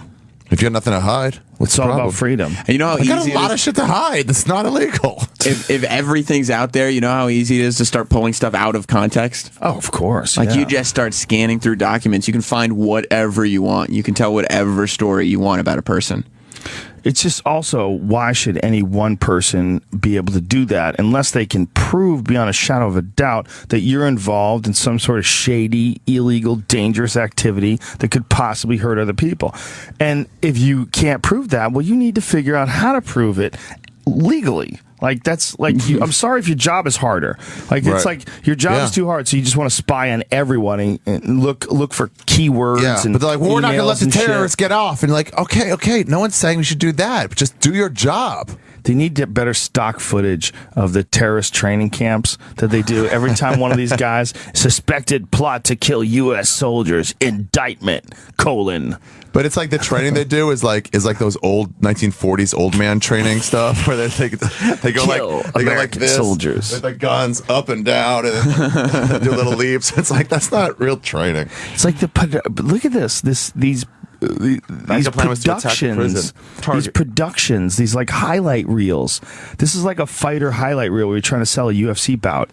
Like, you're showing all the training. Yeah. The guy's running with machine guns in his hands. You're showing people shooting. And it's like, you see flipping a tire. Clip change. Guys with fucking ski masks on and guns. Clip change. Different people. But it's like they're changing one clip after another. They're smash cutting. And again, same footage. Guys with guns, waving the guns in the air, driving down the street in tanks. This could be in your neighborhood. Yeah. Like what they're showing, like, no, it can't. Totally unrelated to this one particular dude. They're just showing a bunch of jihad shit. Yeah, or like you're showing another country's shitty army. Yeah. And we're supposed to be scared of that. It's like showing a guy who plays a basketball game or something like that, and then you show a bunch of other people preparing for a basketball game, like lifting weight. Not even him. Like, say if you were doing a piece on Karl Malone or Michael Jordan, fill in the blank, and show him for his face, and then show a bunch of other people lifting weights, a bunch of other people running up hills and doing strength. He's trying to get back into shape. Wait a minute, what the fuck? That's not even him. Yeah. Like, why are you showing all those jihadi guys? They're in the tanks, the guns in the air. They're probably all dead. It's not this guy. Like, you have like a smash cut highlight reel. You're trying to get me excited about the fact that you caught this dude. Accusation, wanted to kill Americans. And then they show babies with balloons and shit, and they show Disneyland, everybody smiling, and they show flags, and this fucking guy. How do you guys concentrate here with all these TVs going all the time? That's why I'm talking about all these things behind us. God, there's so many TVs. We should take a break. Let's take a phone call. Why don't we take a break? Everybody wants to take a break in this fucking pussy business. We got commercials. Oh my God, I don't understand why they have commercials on Sirius when you also pay subscription. Yeah, I mean that's because then you make more money. That's ridiculous. Oh, right. More money. Remember when you first got it? It was like that was like the big sell. No commercials, right? But it's also because like people, when we do this we don't want to talk for 4 hours straight every day. You guys are bitches. Play a song. Seriously, this is the easiest job of all time. Do you guys know about weed and coffee? Just smoke weed, drink coffee, and start rambling. Tincture, you can just drop it right in your coffee. Yeah, you can why is combine it so hard? So you don't have to worry about it. Everybody's like, oh, we got to take a break. Boy, all this talking's worn me the fuck out. Meanwhile, people are listening to this while they're sawing wood, carrying pressure-treated lumber up hills. They got splinters in their fucking fingers that'll never get out. And you're like, oh, it's so hard to talk. We just like our sponsors so much. We want them to be a part of this thing, you know? Dude, they should get rid of all the sponsors. You should. The only way. That's a terrible business move. Just charge people $1 more. Can I do one of the reads? You could do a read today. All right. You can do it next break. All right, so we have to take a break. How many breaks do you have to take? We can take 7. We'll take 2 and then be out for all the hours we're here? Because you're only here till 10. You're only here 3 hours. Hot Dog is back. So this will be the first break. So you take one an hour. Yeah, and then we'll take a second one. Okay. We'll take another break at like. Do you accept that, Ari? 9:15 ish. I'm willing to accept talking about it later. Seems sad. Okay. We'll revisit this. Okay. We're going to retable this around 9 or 9:15. Can we work the ads into casual conversation? Maybe people won't even know they're ads. Just do all of them as live reads. Just like as we're talking, it's like, the people, this is feminism. The problem is they just need to go to sleep on a sleep easy. Go to IHateStevensinger.com. Buy her a ring. She's not really a feminist. She's a chick that doesn't have the ring. She's angry. She's angry. So she didn't lie about it, though. She just said... The headline saying that she admitted she lied is very misleading. Yeah. That's a lie. That's the lie. That's the lie. It's not what Sarah Silverman said. What she said is not a lie. What is the actual headline? Headlines just make you take a story the way they want you to take it. Look at that. Admits she made up wage gap story. That's not what she said. Then calls critics maniacs. In the article, she said this is exactly how I remember the story. And it's the same story she told on the video. Most people will not read the story. Most people will just read that headline. And then they'll say, oh, man, you can't even trust her, dude. You know, she lied about that whole wage gap thing. Did you see that the ESPN girl that got suspended for a week? What did she do? She yelled at people? She got her car was towed. Right. And she was in there going like, you proud of yourself? You proud of yourself what you do? Because it's all about money. It's all you guys do is fucking take money from people. And she's just berating them. You know how it is. Yeah. And she's like, she's like, ma'am, you're on camera, just so you know. Like, and she's like, looks at it. She goes, oh, you think you're so fucking tough. She goes, what if I could work here if I didn't have my college degree and less teeth? You fuck, and just like demeaning her. You know what? Whoa. Wait, at the very end, she goes, this is like a full minute long thing. Like, and at the very end, she goes, lose some weight, honey. And they called it a fat shaming tirade. Well, she had one small comment. It was all class shaming, and one small comment about weight, and they go, it was fat shaming. Maybe we want to play this. We certainly need this. Maybe we should play it after the break. Okay. Oh, yeah, that's called setting up for the next. We're teasing. Teasing. How long teasing. Fuck yeah, Stern. How long are you And I didn't even learn in Connecticut for 4 years. You didn't go to Connecticut School of Broadcasting? No. That's amazing. Look at Ari doing radio. How'd you make it to Sirius? You didn't do any small markets, dude. How many minutes we have to wait? 8 minutes. So lazy. Let's take a dump on the desk. We'll be back. All right. Enough. Is it still on? Fuck this song. How dare you? Fuck this song and fuck America. How dare you? How dare you? First of all, how dare you guys have these shitty-ass headphones? What's wrong with the headphones? They sound like shit. They're flimsy. Rogan only has top-quality headphones at Joe Rogan Experience Podcast Studios. He's criticizing us for taking breaks. He doesn't like our headphones. The Golden Pony has arrived, in ladies and studio gentlemen. is the other Tony. Hello? The one Tony, we weren't expecting. Motherfucking Hinchcliffe. You guys hear me? These We were just headphones expecting don't him to wake up. Oh, yeah. He has to turn on the volume. In time. There we go. Oh, yeah. He's Tony, back. what's the word downstairs with security gate? You were hanging out with Anthony Cumia. Yeah, I just got to meet Anthony in the lobby, which is pretty crazy because when you picture this, you'd be like, I'll meet him in studio one day. It was really weird because I checked in the lobby and he's standing right next to the desk. I said hi to him, I introduced myself, and then I checked in with the lady and I go, hi, I'm Tony Hinchcliffe. I'm here for the Opie and And she goes, Anthony Show? And he just starts laughing. Like, I didn't know what to say. He's right next to me, so I didn't know whether to call it its new name or like its foundation. But you can't even call it the Opie Show. He's not here. Yeah, right. Well, it was an awkward situation. But I was hey, man, nice to meet you. I'm going to go where you used to work right now. What was his you mood can't like? even get in the building. He seemed pretty funny about it. He seemed really excited. You know, he was saying I'm getting a lot of tweets, a lot of texts right now. You know, everybody got a little bit of, there was a lot of buzz going on in that lobby. Well, we need to get him to call in. We figured that's the best way to circumvent this. Like He should have just been up. What's the problem? What's he going to break into the Sirius Twitter account and start sending out rogue tweets? He's going to wiki hack it. Adrian, why don't you go downstairs and see if he wants to call? Yeah. I actually. Is he still down there? No, I actually think they sent him away. I'll save you a trip. Sent him away. Oh, really? Yeah. I mean, they didn't kick him out or anything, but they just said that they have to pass it by some guy who sounded like a boss. Like his last name is like Bob. Jew name. Bob Steen. Yeah. Jew name. Gold. I know who it Jew is. name? I know who it is. Steen What's his Gold. name? I don't know. Something Silverstein or something? No clue. Yeah. Silverman? Bergwitz. I'd easily all of a sudden David remember. Bergwitz. Yeah. I know his real name. It's not it, but I totally forgot the name because I want to work on this station more often. So I feel bad for that guy. He's the one who has to fucking tell Howard Stern though. Like, listen, man, you're not worth as much as you were. He's gonna have that conversation with him. He's in an unenviable position. Tell an egomaniac that you're not as popular as you once were. I don't know. Your career has finally taken off since Howard brought you up, right? Since Howard brought me up. Yeah, that's what I finally needed. you're famous. That's you know, the push. You don't feel like that helped you? I feel like it helped you. You think so? Yes. Well, let's look at the stats.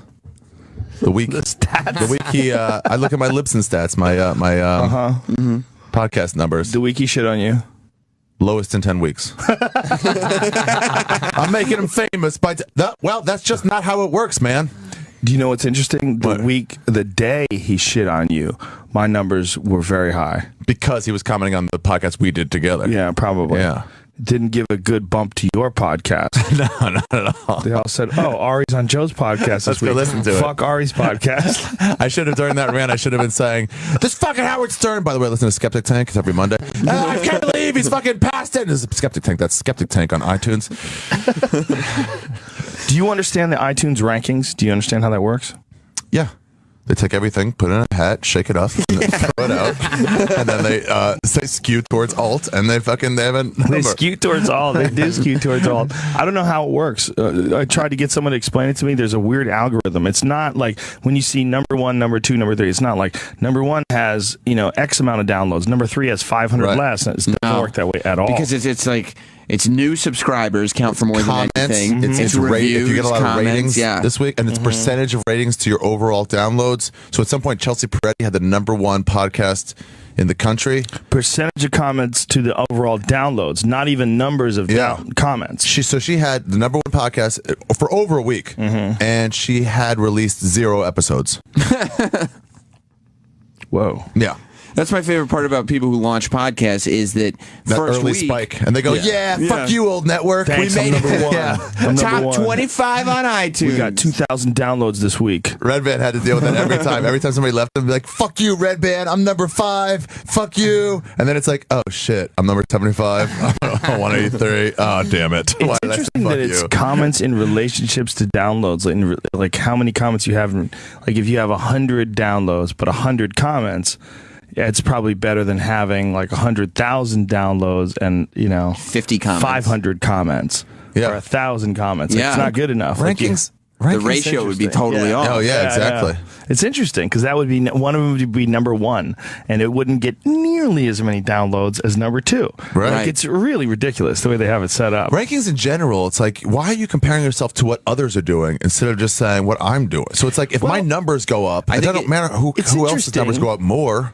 It's interesting, like when you find out how many people watch American Idol or something like that. Yeah, but numbers. Right. But then if American Idol's numbers went up from 2 million a week to 3 million a week, but they dropped from number 1 to number 2 because some Lost comes in, like a new show comes in and has 6 million a week, it's like, but American Idol's doing better. You're doing 50% better. Right. Even though you dropped. But they lost. Ranking is only comparing yourself to others and not just saying what I'm doing. But the rankings on iTunes it puts you, if you're in the top 10, all of a sudden you're on the front page top 10 of iTunes, sure, and then people 10. are seeing your podcast, and it actually translates to top 10. downloads. Really, that's top 5. Yeah, that is the big deal. That's all. Seeing the top 10 and also what's hot now and those. Yeah. It gives people like another banners. option to like look at your shit. Like, oh, maybe I'll check it out. I think they mean well with their idea. Yeah. It just seems disingenuous when you find out that someone's number one. They haven't even released a fucking podcast yet. It seems like you guys might have a flaw in your system. And they're like, are you saying that podcast sucks? I'm like, no, there is no podcast to analyze. but if they just ranked on downloads, it would be literally the same list every week, week after week after week. Because if you have it pretty much is anyway. 1 million subscribers, I guess that's true. Yeah, but it's not. Like when something comes along like Serial, all of a sudden that's number one. That jumped up? Yes, and number one with overall downloads as well. That's not a deceptive number one. That's a real number one. Like that show, what's that? That was an NPR show, right? They put it together, and they do Radio Lab, right? Like they have a lot of shows. They have quite a few. This is American Life. They have quite a few different shows. So they know what the fuck they're doing. They put together a banging new podcast. Everybody went nuts for it, and it got millions of downloads. Like the idea that the market is closed and like, oh, if you're not on Carolla's show or The Nerdist, like that's ridiculous. Right. You can come along with a new podcast right now, this very moment, and if it's good and you stick with it, it'll build and it'll get word of mouth, and before you know it, you'll have a presence online. There's nothing stopping you. But it is tough to do that without a built-in audience It's already. always tough. Like I don't know anybody who's just podcasting. What are you talking and making about? a living. Oh, you're crazy. Who's just podcasting? What are you talking about? Like I'm saying, like you guys have comedy. How about Adam Carolla? I mean, he does a bunch of other shit as well because he that's wants what I mean. to. He's But got his audience. Who's making a living just podcasting, not doing interesting? It's not, but that's disingenuous. Like, it's not like he doesn't make a living. Like, if he just took his podcast money, he'd make plenty of money to live. But that's he because just tries to optimize all his money. He had TV before, like people knew Right. So like, if for me, if you're saying like take my comedy out of it, would just what I make off podcasts be enough for a living? And it wouldn't quite. Right. Well, how about but it paid my rent last year. But I mean, like a kid, let's say a kid gets out of college today, and he's like, I want to get into broadcasting. Obviously, broadcasting is dying in front of me. Oh, here's one who's making a living. Dan Savage. Yeah? Yeah, but Dan Savage had a name as a writer and as one of those weirdo... Like, is it possible to do it without some kind of a name? Gay sex dudes? Let me think about that. Yeah, I didn't have a name when I started. Ari didn't have a name. You got a name from a podcast. I got my Comedy Central stuff from podcasting. Is that right? Yeah, I mean, otherwise they don't even look at me. Otherwise, Tom Segura and Christina Pazitsky as well. Same thing. Their podcast does great numbers. They sell out everywhere they go on the road now. But that's what saying, it's adding the road. Adding the road. But a lot of people, they make money from their podcast, and they get the rub from you too. Keith and the Girls podcast. They make money off that. Keith and the Girl. Keith and the Girl make a legitimate living off their podcast. Weren't they a radio show before that, though? But a long time ago. Theirs is like the oldest podcast around. They've been podcasting for like 10 years or something. Yeah. Really? Yeah, they like got in way before the first wave. They do it every day, and they've been going for like 10 years. Every day? Yeah, they do a podcast every day. 5 days a week. They treat it like a real job. I mean, they treat it like a real thing. Yeah, they sell T-shirts and they How are they ranked on iTunes? I don't see them up there. Yeah, it's not like... But they're making a living. They are, yeah, they're making a living, but it's not like... I mean, the people whose names that you see on iTunes are people whose names that you know from something else. The Nerdist? What did people know him from before that? Chris Hardwick's had a career for a long time. G4 and Attack of the Show. Now, I mean, people are taking their names and doing something different with it and creating this podcast audience, for sure. Yeah. But the base that they start with... I'm trying to think of someone who became famous not from someone who was famous who had a podcast. Yeah. Well, that's a good point. I think podcasting's so new that you almost had to do something before. Show me the rankings. Right, where it's like, what do you mean? How could you just start in this? Right. You had to be 22. That's a good point. Unless you're like a kid or something. Right. The baby podcast. What's interesting, though, is that the people that do have podcasts that had a name earlier, like Adam Carolla or whoever, those guys do give jump starts to people's careers in podcasting. That's like one of the best ways for your podcast to be known. Absolutely. Is to go on a known person's podcast. It's like one of the best ways. Promote yourself. It's one of the best ways. That's what I tell everybody. Which, I mean, but that's the way it's been done forever. That's like the new Tonight. Like a comedian used to go on the Tonight Show, and then all of a sudden they're established. Now somebody can go on, a big podcast and impress people, and now they can translate that into their own podcast. What is this rankings you're pulling up? Overall rankings. On what? Is it iTunes? iTunes chart. charts from yesterday. What's the website? iTunescharts.net. Oh, okay. I didn't even know that existed. You know, I Well, you're not never talking have to it a by web genius genre? in your house. Do they have it by genre? Yeah. I'll go to comedy. You know, I've never seen my podcast on any of these lists, and I know that we have really good numbers and a lot of comments. It's Kill Tony, but I never see it on the list because it's under the Death Squad yeah. umbrella. So only Death Squad's ever on the list, and at DeathSquad.tv and Death Squad and Kill Tony. So that's all I wanted to say a bunch of times. Trying to say Kill Tony. Kill Tony, Death Squad's what you want to say? Yeah, over and over again. Pretend there's a point snuck into the plus. Yeah. That's cool. The cool thing is there's so many podcasts, and people like hear somebody on your podcast and be like, oh, that was interesting, and then they'll like listen to one of their episodes. Let's say Segura's on your podcast. And then they're like, oh, that guy's good. They'll listen to one of his podcasts and be like, cool, I love this. And then they'll listen to all of them. They'll just catch up. Yeah. And they'll spend 8 months catching up, and then they do catch up and they're like, cool, now I'll listen to his every week, but then I need another one, and they'll find Tony's, and I'm like, cool, let me go back the whole backlog of that, right? And they're just always looking for new ones. There's tons of hours in the week. Well, that's why I like keeping everything free. Like, there's a lot of people that have subscriptions, like VIP memberships, where like everything past the first 50 episodes you have to pay for. Like they have like some thing where the latest 50 episodes you can get, and then you go back before that, and it's all you have to pay for. All of them. You have that? No, Marin has that. I think to get the last 10, and then before that you got to pay. Yeah, see, I just feel like that whatever you would spend in advertising to get those people who would download it for free, to get more and like to get that build up, you would pay way more than you're going to get paid from those memberships. With live sales, it changed the game completely, but you're right about the living, but it's getting closer now. It is. It really is getting closer. I mean, Duncan said this to me once a long time ago, and he was like, this is one of the reasons I moved to New York. He was like, if I get 100,000 downloads on my podcast, he goes, I would like to equate it to something real, not just like I'll make some money. He goes, I will buy a house. Yeah. He goes, that'll be enough money. I can already translate what that means, and I will buy a house.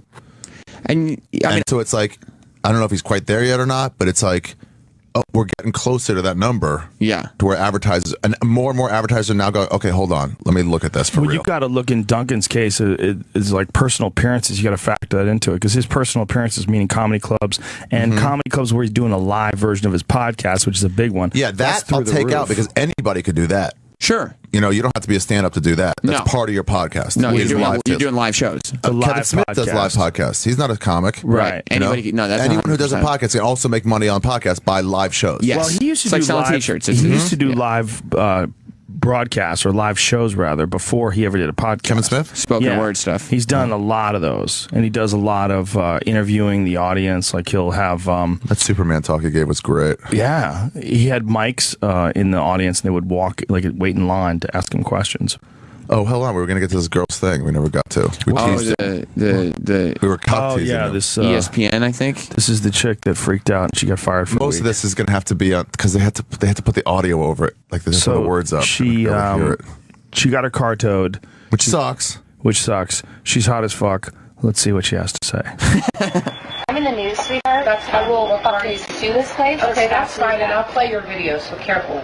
I'll play the video. So she looks up and sees. I have a degree. I wouldn't work at a place like this. Okay, she's looking for a shit. Let's get you out of here quickly. Let's get you out of here. I was just taking people's money. And by the way, pause this for a second. It is tow truck driver. I mean, they just steal cars and then like sell it back to people. Yeah, let's hear her rant though. It's like Mexican cops. No, see, we missed that. It said, what did she say? Something about that's all you care about, just taking people's money. With no education, no skill set. With no education, no skill set. Do you feel good about your job? So I could be a college dropout and do the same thing? Why? Because I have a brain and you don't? Why? Because I have a brain and you don't? Maybe if I was missing some teeth, they would hire me home. Touch your fruit. Oh, like yours? They look so stunning. Because I'm on television and you're in a fucking trailer, honey. Lose some weight, baby girl. Okay. Whoa. That whole thing. You heard that whole... Lose some weight, baby girl. That whole thing, and they called it a fat-shaming tirade. One thing at the very end, lose some weight, baby girl. That's what I got out of it. Yeah, fat shaming video. I got some fat it's shaming. class shaming, if anything, and it's just berating somebody who fucking victimized you. It's also crooked teeth shaming. Education shaming. How are they lumping that into... Britt McHenry suspended by ESPN after fat shaming video services. How is that the headline? Huffington Post. You're intentionally misleading people. You're lying. Huffington Post, you silly fucks. You value words, and then you're taking words and intentionally misappropriating the truth. Lose some weight, honey. Lose some weight, honey is a fat shaming tirade. She's just being a cunt. Lose some weight, baby girl. Yeah, she's mad. She's taking out people. It should say Fox News reporter or ESPN News reporter fired for being a cunt. Yeah. The saying baby girl. Yeah, talking down to people. That seems shittier part. That was the embarrassing part. Not lose some weight. Not even like you should be disgusted with yourself. Just lose some weight, baby girl. The girl who works there, too, like, do you really think that that gal who works there is the one who's collecting the money? She's just got a job. Right. You know, you might not be happy that that's where she works, but that's just someone who works there. The people who own the joint. Sure, say, don't be mean to poor people. Sure, that's okay. But don't call it a fat shaming video. Oh, yeah. No, it's... the girl, I mean, whoever works there, it's not their fault. Right. It's not like she's some tow truck pimp that just sends the tow trucks out. And she might be. We might be wrong, but just sitting there in on it. But fat. I didn't see anything that she did that should get her fired. Well, no, suspended for a week, not quite fired. But even that, like, right? There's no like she didn't drop a bunch of N-bombs. She was mad. That's the danger of those like reporter jobs where you're not actually a personality. You're just doing something where you're just on TV to be pretty and likable and read the news. You're a representative of the company. The minute you do something that people kind of skew you as a real human being, you're not that sort of likable entity anymore. Well, she definitely was unlikable. Yeah. Like, you watch the way she communicated. It was kind of gross. And it was also dopey. Like, the way she was talking. Honey. Yeah, exactly. Like, that seems like, shut up. I'm on TV, honey. I'm a reporter. I'm on the news, honey. Sweetheart. I went to college, honey. Lose weight, honey. They should let the lady. Like demeaning. They should let the lady at the tow truck driver place do her job for a week and just like report on the sports and stuff. Be all fat and ugly. She probably knows way more about sports too. Actual sports. Yeah. Welcome to ESPN. Marshawn Lynch was like a big tow truck today. But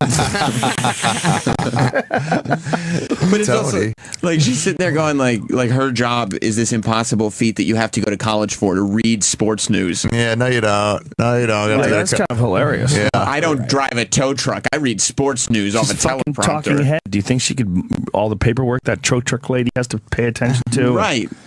All the bullshit and files that she has to look through. She seems deal with douchey shitty for sure. people. It just ain't a fat shaming tirade. No, it's not. I felt like it was. How would they even put that after watching that video? How would they put that as the headline? They're assholes. It's fake outrage. Right. I mean, but now you're intentionally trying to get people like, how dare you? It's these people have lost weight. Why would you do this? And you're like, dude, these websites are in the business of getting people to click on the links. That's it. Just like when you were talking shit about Howard Stern on my podcast, you were in the business of getting Howard Stern to talk shit back about you, and it made you way more famous. Admit it. Make me more famous. Admit it, you fuck. You trolled your way into fame. I just got a bunch of comics. So what? You had a Comedy Central show already at the time. So what if you had a billboard on Sunset Boulevard? So what? This is what threw you over the top. Oh my God. Now people know your name. Now they know you. Yeah. David Arquette brought it up to him. They know that you do stand-up in front of your podcast. You just do it on your podcast. That's how you do your stand-up. That's what he said. Podcast, so I don't have to go to clubs. Yeah, you don't go to the club. Meanwhile, he did 5 sets last night. He did sets all over fucking city. Talking about don't go to clubs. David Arquette brought it up. What did he say? He got married or something. He's like, "Oh, didn't you come to my wedding?" He's like, "I don't know, man. I couldn't make it." This is secondhand. And he goes, "Yeah, it's like, it's first Ari's making fun of you." And he's like, "Who?" He goes, "That guy Ari Shaffir." He goes, "Oh, yeah." I think people told him later, like, "Dude, you really did sound like an idiot." Oh, they had to. Nobody told him that. Who the fuck is going to tell him that? If anybody told him that, they don't work here anymore. They're fired. Believe me, no one's talking to him like that. He doesn't check his own Twitter, so he can't see actual feedback. Right. He used to. He used to actually check his own Twitter? Just talk about it, how mean people were on Twitter. So he got off it. Maybe I don't know. You're mean always. Maybe his rap. You're mean. That's your whole shtick is to be mean. Yeah, but nobody could be mean back for a long time. It's a different world. He's an enemy of free speech. That's what he is. How dare you? I can't That's what believe he you're is. saying this about an American. Let's go to Sirius, where you can say anything you want, but other people can't say what they want. and I'll see to it. Yeah, he wants to Go own fuck it. yourself. You're the enemy of free speech. I have no time for you. The enemy of free speech. Is this a war? Is there a war going on? Oh, I see what Ari's doing. He's trying to get another. He's trying to get a couple mentions. He's trying to get some more mentions. Yeah, I'm riding his coattails. The numbers are dipping, so he wants to get a couple more mentions. If you didn't still have coattails, I couldn't ride them, you old man. Whoa, dress in a t-shirt. What are you saying? This is outrageous. Yeah, this is getting a little carried away. It is. I feel uncomfortable with this whole show now. We're going to a negative place. Let's take a call. You're right. Okay. All right, let's go to... Let's call it in. Anybody? Let's go to Rich in New York. Baba Booey. Rich in New York. What's up, Rich? I just wanted to add real quick about, you were talking about people making money off podcasting that didn't do anything before. There's a guy named Dan Carlin that was on Joe's show a couple times, and he has an awesome podcast. And I don't think he does anything else besides that. Yeah, he did, though. He had a background in radio. He did radio before that. Yeah. But it's like podcasting so new from radio, but yeah. But he really wasn't famous, though. I mean, I didn't know who the hell he was. Right. Yeah, he's another example, though, of what we said, where someone became famous in podcasting because they went on a podcast of someone who's famous. And that's one good thing about podcasts is we all promote each other. Oh, absolutely. Yeah. You know, that's a big part of podcasting that didn't exist in radio, because in radio, everybody was competing over slots. You know, there could only be one morning guy on 97.5 FM. There could only, so everybody wanted to be the number one guy in the city. So there's everybody's on the same time from 6 to 10. You're fighting over ears.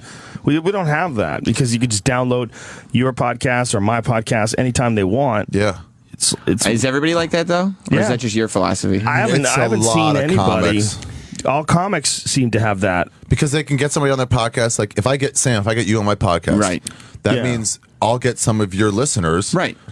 But also you'll get some of my listeners, 100%. And we're all both okay with that. Right. And we'll also put out a good interview, and then you'll come on my show in the reverse, and blah blah blah. And it's fun. Retort Bobby Lee's it's fun to do each other's.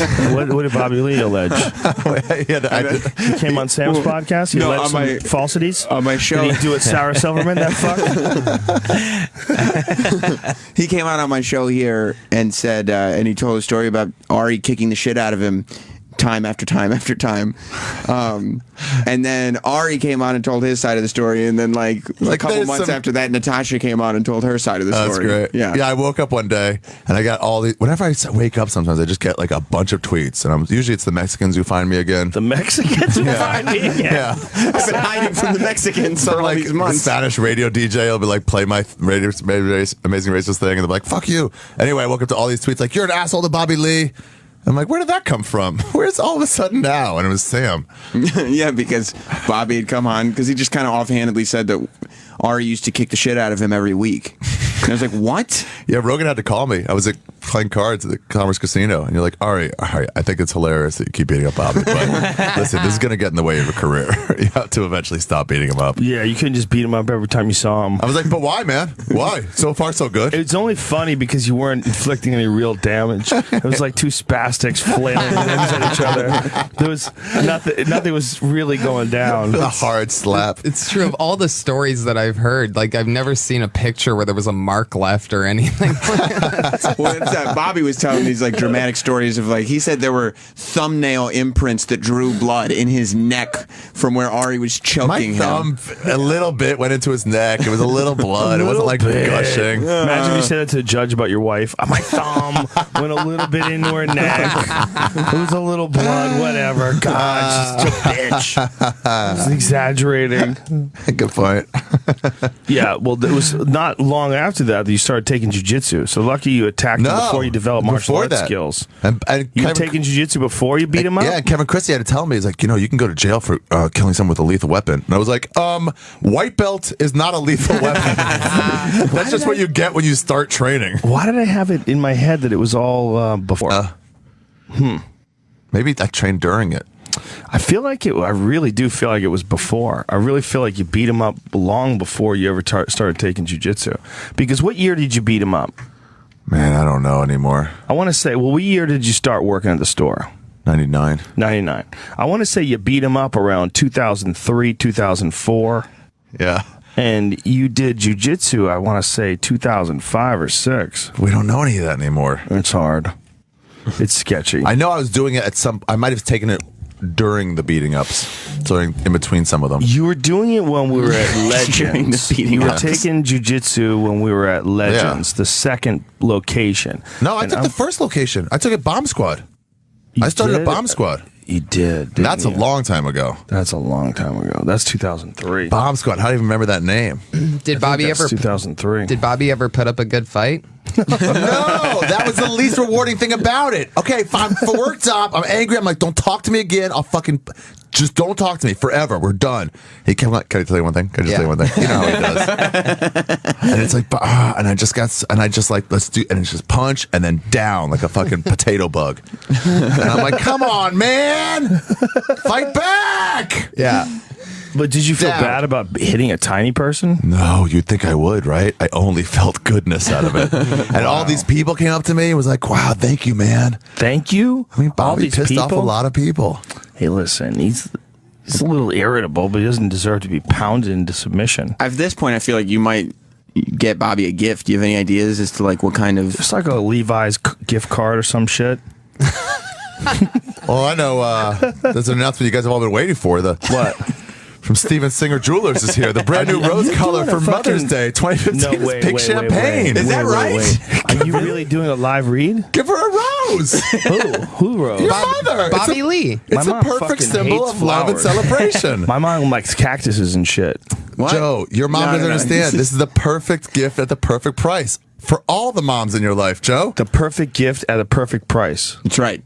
What's the price? Can you imagine? $50? Steven Singer. What's the perfect price? Here's 24 karat dipped roses. How much? Are a great starting at just $59. Wait a minute. What are you going to do with that rose? It lasts forever, 24 karat gold dipped roses. It's a real rose, but it's dipped in 24 karat pure gold. This real long stem rose is lavishly and deeply dipped in 24 karat pure gold. Did you know that gold, you could take a little tiny piece of gold and cover this entire table? It's one of the weirdest metals ever. You could also cover a rose. How far you could get the gold to stretch? It's very strange. Yeah, you should see it over a rose. Why worry about Mother's Day already? Actual gold did they put in this fucking shitty rose? Tons of it. I don't know, but I'm telling you right now, Steven Singer sells out of this gift every year. True. So he wants to make sure that you guys get the first shot at ordering his brand new color, pink champagne. Maybe you should buy one for Bobby. This is why we'll never have a show on actual Sirius. It is beautiful. They'll play our podcast on Sirius, but we'll never get an actual show. Because of this. These live You couldn't reads. do the reads. I couldn't sell people this fucking rose. Well, it's a good thing we can't sell it because limited quantities. So they're available now. Order yours. Guys, if you're worried about how it's going to be, Steven makes it so easy. Just go online to IHateStevenSinger.com. Right. And reserve yours. When? Today. Oh, how do I do this? It's the perfect gift at a perfect price. One place, one price. Steven Singer Jewelers. On the phone even. What? 888 I hate Steven Singer. There's no way. Come on, Singer. What? That's fucking 35 letters. 188 I hate Steven Singer. That's the number. You just got to keep pressing even after it's done. I hate That's what you need. She's an operator saying hello. I hate No, you can have a lot more numbers now. They allow you to have more numbers. Ever since the Patriot Act 2 passed, then you're allowed? You're allowed more numbers for freedom. Well, if you don't like the fact that he spells it out, go online to IHateStevenSinger.com for your champagne rose. Oh, man, these reads are long, bro. 60 seconds. That's shit Howard's talking about. No, he's right. I can't do that. Right, if you got into a small market, you would have figured out how to do a live read. You could do it. You would have to be like, okay, everybody leave the room for a second. No, you just got to go into that robot voice. Yeah, that robot voice. I hear like certain people being able to do it. It's like, oh, how do you're a different guy now. You're a professional journalist guy. The announcement we've all been waiting for from Steven Singer Jewelers. From the Connecticut School of Broadcasting. You today could go. I'll give it a shot. You're going to give him another read? No, I'm not going to do it. I'm not going to do it. I'm not going to sell you a fucking shitty rose. It's a I'm great not going to do it. That's the other good thing about podcasts. You could choose who's your How beautiful that rose is. Did you like it? For real? Great. What color would you say that is? That's pink champagne, bro. Oh yeah. They paint it pink after they cover it in gold or some shit. It seems like a waste of a rose and gold at the same time. It seems like you ruined a beautiful rose, which is a beautiful thing. Only lasts so long. Tony, read the copy. You're supposed to be selling these things. Ixnay on the. Hey, Mother's Day is coming right around the corner. When is Mother's Day? That seemed like it was just last year. Yep, It's always Mother's Day at Steven Singer. Last year. Oh, it's every year, Ari. What? They get their own day every year. Well, you know, your mom, if it wasn't for her, you wouldn't even be alive. So, how about for Air? It wouldn't be alive either. We don't have an Air Day. You should have an Air Day and give Air a rose, golden rose. Buy a golden rose from. I hate Steven Singer and give it to the Air. I hate StevenSinger.com. Give it to the water. Give it to Mother Earth. Yeah. I mean, these have to be $1,000. So no, it's a perfect gift for the perfect price. What's? Oh, that's right. It starts at just $59. Starts at $59. Amazing. How much do they? I mean, how much gold could actually be in there? Like a ton. $59. A ton. And a rose. I wonder if they have gold bees coming and pollinating it. I hope not. Do you know that in China they run into some environmental crises where they weren't getting any bees anymore? Really? In certain spots, yeah, due to pesticides or pollution or who knows what the fuck it was. It was so polluted. People weren't, I'm sure, pollinating, or the bees weren't pollinating these plants, so their crops were getting wiped out. So their solution to that was to hire people and pay them to go around with paintbrushes and literally dab the pollen onto really? Yeah. And when they did that, they thought, well, we'll see if it works as good. It worked better. Really? It worked way better than bees. Of course Because bees are pretty non-specific. Hiring someone to go pollinate these plants, like you just with a brush, a painter's brush, is way more effective. There's no way in 2015 we don't have the technology to pollinate plants better than bees do. Just take an airplane over it, and just like fucking. That's what I'm saying. Yeah. We don't did need you see the artificial bees that they created, the drone bees? That seems like a good idea. They created drone bees that would do the same work. Really? These little tiny robot bees. That's great. Yeah, I don't think so. Your job is just to look up anything people talk about. Whenever I'm in the studio, yeah. Whatever they're talking about, you just quickly look it up in case they were so like confusing. It's just a great job. I mean, it's confusing. How come no job wasn't around when I graduated college? I applied for such shitty jobs. Look at that little robot bee. And the idea is that they'll develop a robot drone bee that operates exactly the way a real bee does. Wow. But they won't sting people. They won't sting people. Won't stun. That's great. Won't sting people. Did you have to, or they'll make it so it does sting people, but it won't die afterwards. It'll be a gross stinger. What a weird side effect of nature that this little bug is necessary to pollinate plants. Yeah. It's very strange. It's what a strange role that it has, not just to make honey, not just to reproduce, but also to carry pollen and its fucking stupid beard. That's what it is? Yeah, it's it like just rubs having itself in there. Food stuck to your beard, and you go somewhere else, and that food grows. Do they even know they're doing it, or is it just... No, they don't know shit. Little assholes with stupid fucking heads. They don't have anything going on there. You know what they have going on there? A million different ways the eyeballs can look all over the place to make sure that nothing swats them. That's 90% of their day. And if they do get swatted, they're going in on a suicide mission to kill whoever does it. Well, you know, one of the most disturbing things that I ever watched online, as far as like the ruthlessness of nature, is watching these Japanese hornets kill these honeybees. And the way they do it, they cut their heads off with their clippers. They have like these like the difference in size between them is drastic. And they swarm in, and like something like 30 of these hornets can kill an entire colony. They'll kill millions of bees. Why do they do that? Well, they do it because they think bees are cunts. And they just go in there and they kill them and they take their 30 honey. Japanese giant hornets killed 30,000 honeybees. That's so badass. They can kill millions. They're unopposed. The only way the honeybees can kill them is they have to get on top of them, like hundreds and hundreds of them, and fan them, like, and create energy and heat. And when they generate heat, it overwhelms the hornet and kills them. So they just go in. They are. Look how much bigger they are. They're so much bigger. So they fly in, they grab them, and they just cut them in half.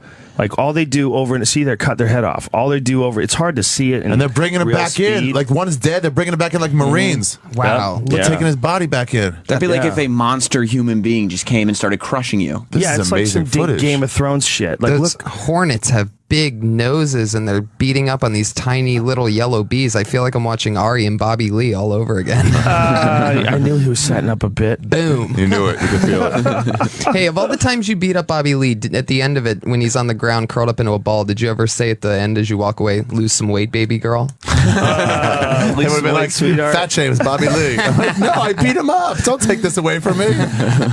These hornets are like giants. They fly in and they're just eating these bees, cutting their heads off. So like, look at how they do it, man. How big are they compared to people?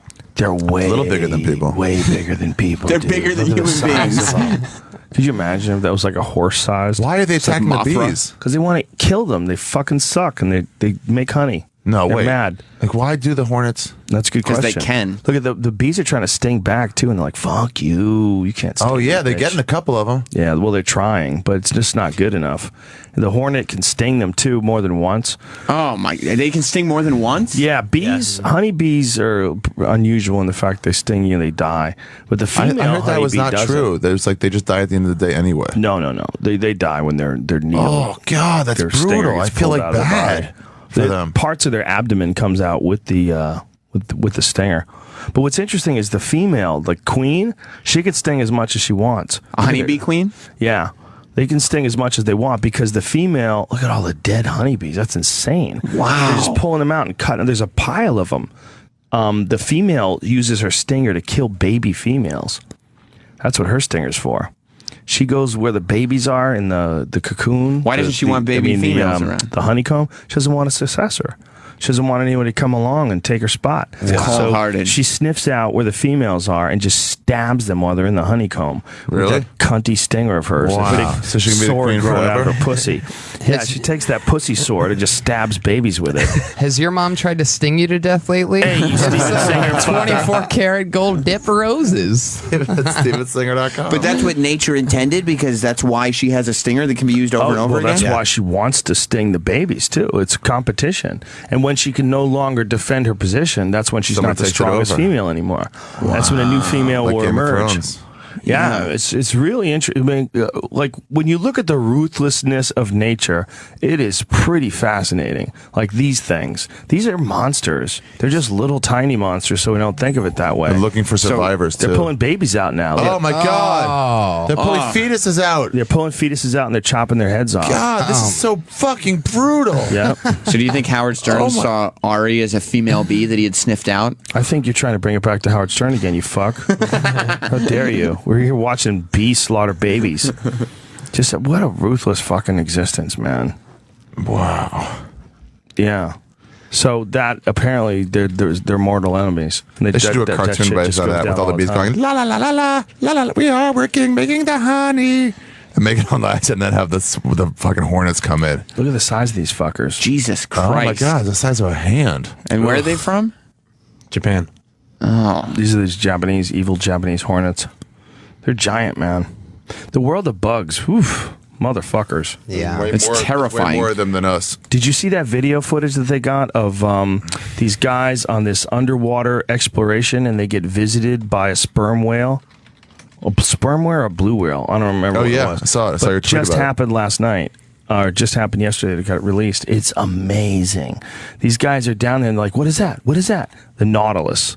Yeah, it's a sperm whale. So they're down there. I don't know how far under the sea, but 2,000 feet.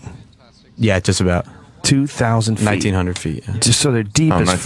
1,900. Go fuck Gulf of yourself. Mexico. yeah, whatever. Deep Pussy. as fuck in the ocean. Scared of that extra 100 feet. They're like, what is that?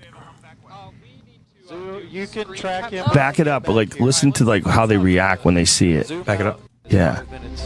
Watch this. Fantastic. So if you're watching on channel 1, the super sampler is The heck is that?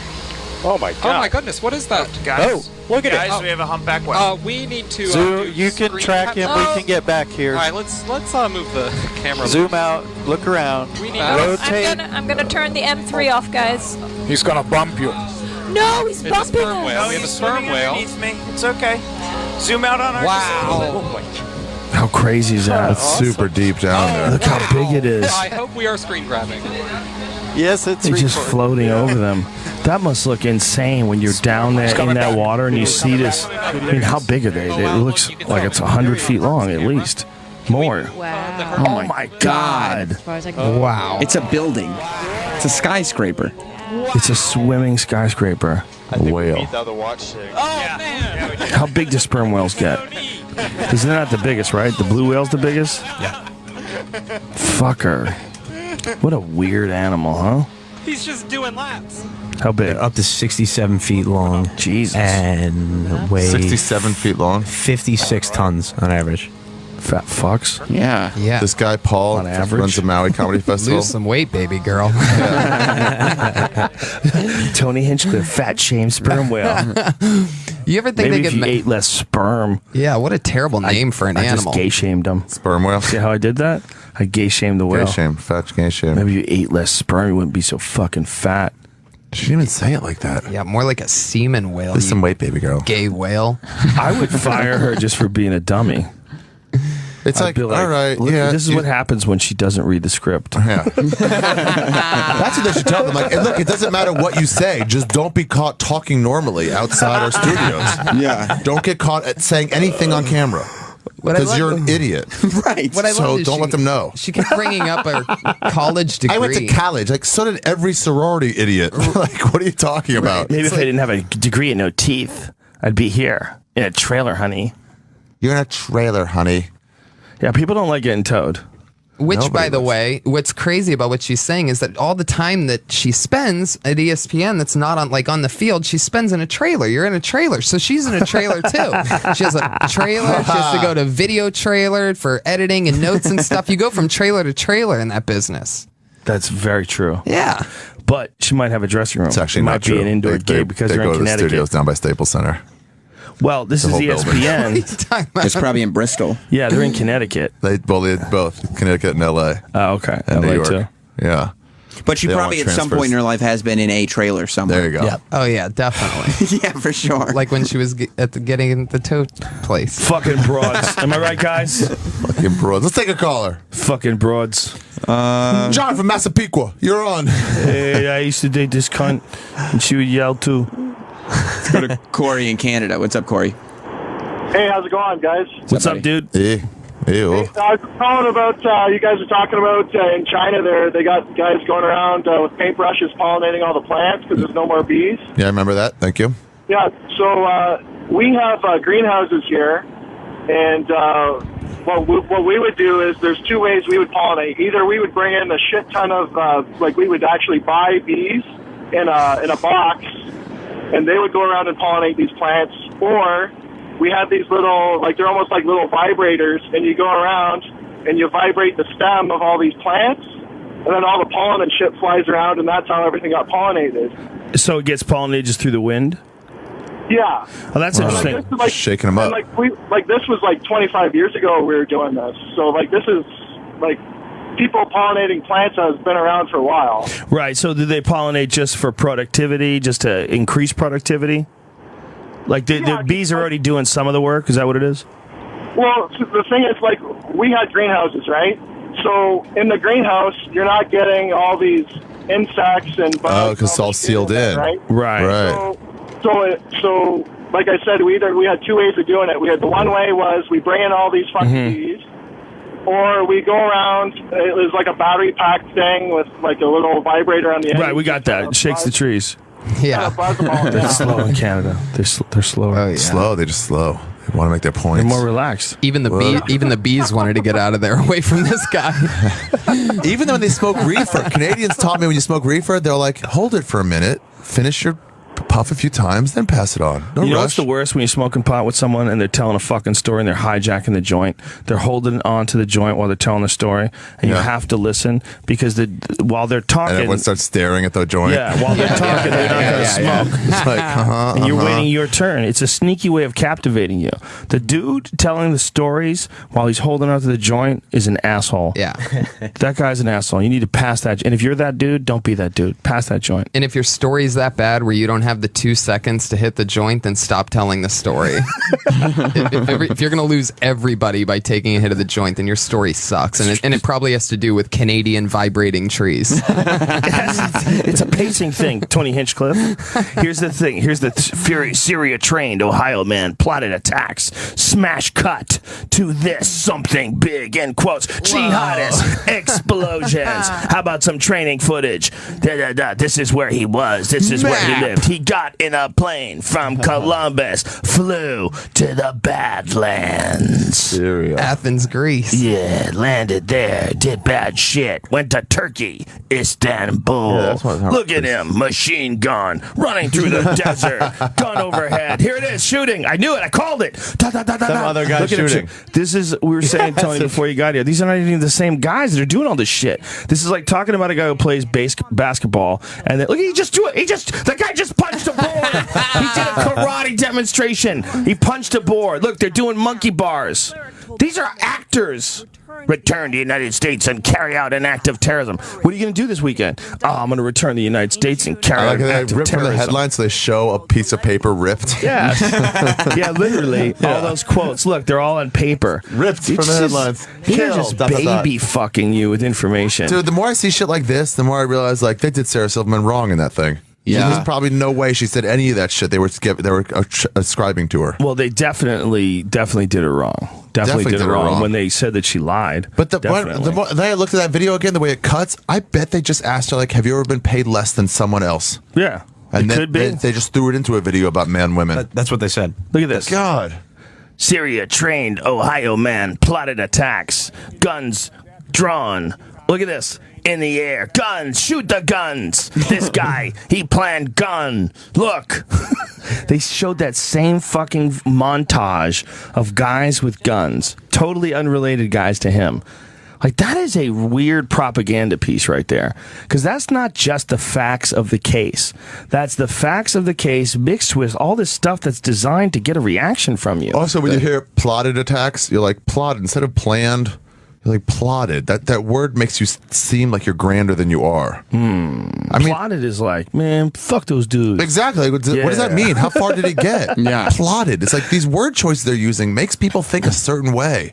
It's like the Foxcatcher version of this news story. That's what I'm saying. I want to know what he really did. He probably didn't do anything. They try to make these things all big. He probably just sold some weed on the corner. Yeah, he walked out of the middle of American Sniper. They're like, you un-American? So Tony, I got Tony to see it with me. Tony had never seen it. He came to the Sabotage screening we made. Oh, how was it? It was so much fun. The movie is the worst movie ever. So how's that possible? You guys are saying some un-American shit. No, we're not. America is the leading screen. That's bullshit. We make movies. Un-American is to make shitty movies. Yeah. That fucking movie was nominated for Academy Award and was directed by Clint Eastwood. So you tell me right now, it's got Chris Kyle, Clint Eastwood, and America right there. All right. And fucking Oscars. Do you guys not get what a hero is? Is that the problem? I can see me and Ari on CNN tonight. Plotted terrorist attack after not liking American Sniper. We had a screening. We had like 30 random fans and stuff show up, sit randomly throughout the theater, and just when shitty parts come in, everyone just started calling it out. And it was the most touristy theater too. We went to the Grove, where it's just like nobody that lives in LA really goes to the Grove to watch movies. Maybe like 20% of the crowd, but the 80% of people are from like Texas or wherever, just like, and you get 10 minutes in before you get an over the top like awful line or something. So for 10 minutes the movie's playing out and everybody thinks, wow, we're going to go see American Sniper. They don't realize they're at a performance piece. Right. This is like theater. Right, it really was. And by the way, as the movie went on, we turned them all. Like in the beginning, people are like turning around all upset looking and stuff, but by the end, Ari was getting like applause breaks. I would just like to read to you the critics' consensus of American Sniper. It says, powered by Clint Eastwood's sure-handed direction and gripping central performance from Bradley Cooper, American Sniper delivers a tense, wild tribute to its real-life subject. The guy who's on the phone with his wife instead of being in battle for every fucking scene. Wants to check in, make sure everything's cool. He's a family man, Ari, and a hero. The whole love story, too. It's like, you guys, you did this in 40 seconds, and you expect me to believe that they're really in love. I'm just not buying it. You didn't set it up good. So, did you feel bad at all for the people that had actually paid to go see a movie that you were disrupting? Did you want to offer them to buy their tickets? Somebody said that, but half those people are going to hate it anyway, and the other half... Half? Yeah, half. Is it really that high? Oh, yeah. It's bad. What's the rotten tomatoes? And it was like Academy Award nominee, and then Tony goes, no. Is that for real? I couldn't believe it. That was the funniest thing that Ari kept saying. He'd wait until like there was a terrible line and a terrible moment. And I mean, there was a lot of them. Like this. Oh, I'll get back to you. When they're all like fucking around, all the Marines are fucking around, or the SEALs, and the guys, give it up for legend Chris Kyle. He blew away 100. No. he blew 100 men, and then he's like, ha ha, and he throws some food at him. He throws like a little food fight. And it's like, what is this? Yeah, just what is this scene? Blew 100 men, really? That's the play on words? It was just like, what is this? And he would to show them all like friendly, but it's just bad. And Ari would wait for there to be this terrible line that's bad acting, bad writing, bad directing, and then it would happen, and Ari would just go, nominated for Best Picture. And then the whole theater would start laughing. Best Picture. Still can't believe it. Best Picture. Clint Eastwood. This says 86% of users liked it. Clint Eastwood would get that line out and go, we got it. We got it in the can. No, they gave it over 6 stars. I like how you said this guy blew 100 dudes. Yeah, it was just like it was bad. It was a whole nother level. And then once the fake baby came on screen, everybody started yelling, "Fake baby! Fake baby! Oh yeah, fake baby!" He's moving the baby's arm with his thumb. You can see him like, there's a fake baby, Joe. Yeah, every baby's fake. Even the Arab babies are fake. Well, I'm torn here because I don't like to be lied to, but I don't like babies to have to work. So I'm a big fan of fake babies in movies. I'll tell you that. Don't show it. Yeah, there's a little thing called suspension of disbelief, Ari Shaffir, and we have that in America, and it's one of our freedoms. Yeah. One of the freedoms we That's enjoy. what George Washington fought for suspension of disbelief in movies. In other countries, Ari, they can't even draw 86%. Muhammad. Okay? 73% critic score on Rotten Tomatoes, but that's 73% gave it over 6 out of 10. So if you gave it a 6.5 out of 10, that's a positive. Yeah. Is that That's really 65% though. That's passing. The average rating is 6.9 out of 10. I talked to quite a few people, D+. including Tom Segura, that really enjoyed that movie. Here's the deal: if you let yourself get lost in it, you can enjoy it. But if you stop and see the moments that throw you out of it, then it's like, how can you enjoy this? And there's so many of those moments. But you don't let yourself enjoy things. That's of the course problem. I do. Yeah, I loved Whiplash. I just saw it again yesterday. Yep. I watched Birdman again yesterday on the plane. Whiplash, solid Birdman. movie making. Yep. Those are good. It's a movie about some shit that I would be bored by. Jazz music, fuck that movie. But it was great. I was listening to Howard Stern. He talked about the newspaper he was reading yesterday. He was saying that Birdman was a terrible movie. Stern said that? Yes, he did. I didn't understand it. And they used the Black Keys, and they're terrible. He didn't get the Black Keys. Well, I don't know if that's true or not. That is true. I'm hearing that from you. I'm not hearing it from him, so I have no comment. Stern doesn't like Birdman or Ari Shaffir. Does he really not like Birdman, or are you making that up? He doesn't like Birdman. Man, he doesn't. I didn't like It's it. different than a regular movie. Isn't it possible that different people have different points of view? Jesus fucking Christ, Ari. Yeah, Man, absolutely. How about that possible. music that you listen to? Do we have the same taste in music? No, but here's the deal. You don't listen to Toby Keith? I don't mind Should've a been a Toby cowboy? Keith. I don't mind that existing. That's not my taste, but You it's don't like, it's mind? okay. There's Okay. comics that I don't like, but it's like, but they're valid comics. They're getting laughs. Who So do you it's think's okay. like give me like an all-time favorite, not your number one all-time favorite. What's an all-time favorite? What, musician? Yeah. Nirvana. Okay. Good call. Undeniable. Yeah. Yeah. No, some people would deny it. They're But it's not assholes. like saying like they're lame. It's just like, Look what they're doing again. They have a bunch of people on their knees. They had the ISIS guys behind them with knives Christians wearing orange to church to raise awareness of for ISIS victims. Jesus Christ. Oh Christ! Sorry. ISIS victims. So, well, give me another one. Like, give me one that I'll disagree with Look, hardly. okay, here's the deal. Strongly. You can like there's two types, Lady Gaga and Kesha. They're two pretty much the same genre of music, but one thought out than the other. One's just a better version of that garbage type of music. It's Right. okay. But to say that I don't get the Black Keys, not like I don't like them, but it's like I don't even see what it is. They're critically acclaimed and people love them. To be like, I don't get it. It's like, yeah, man, you've lost touch. But I'm trying to find what you do, what you like that I don't like, that I don't get. I'm sure it Okay, here's the exists. deal. The movie Up. You weren't a fan of that. Or you didn't Well, I liked Up. I thought the animation was really cool, but it's super depressing. Seeing that It was old super man depressing. The laying first 10 around minutes after his made you wife. cry. Look, they're on their knees. Oh, Jesus. ISIS is behind him with knives.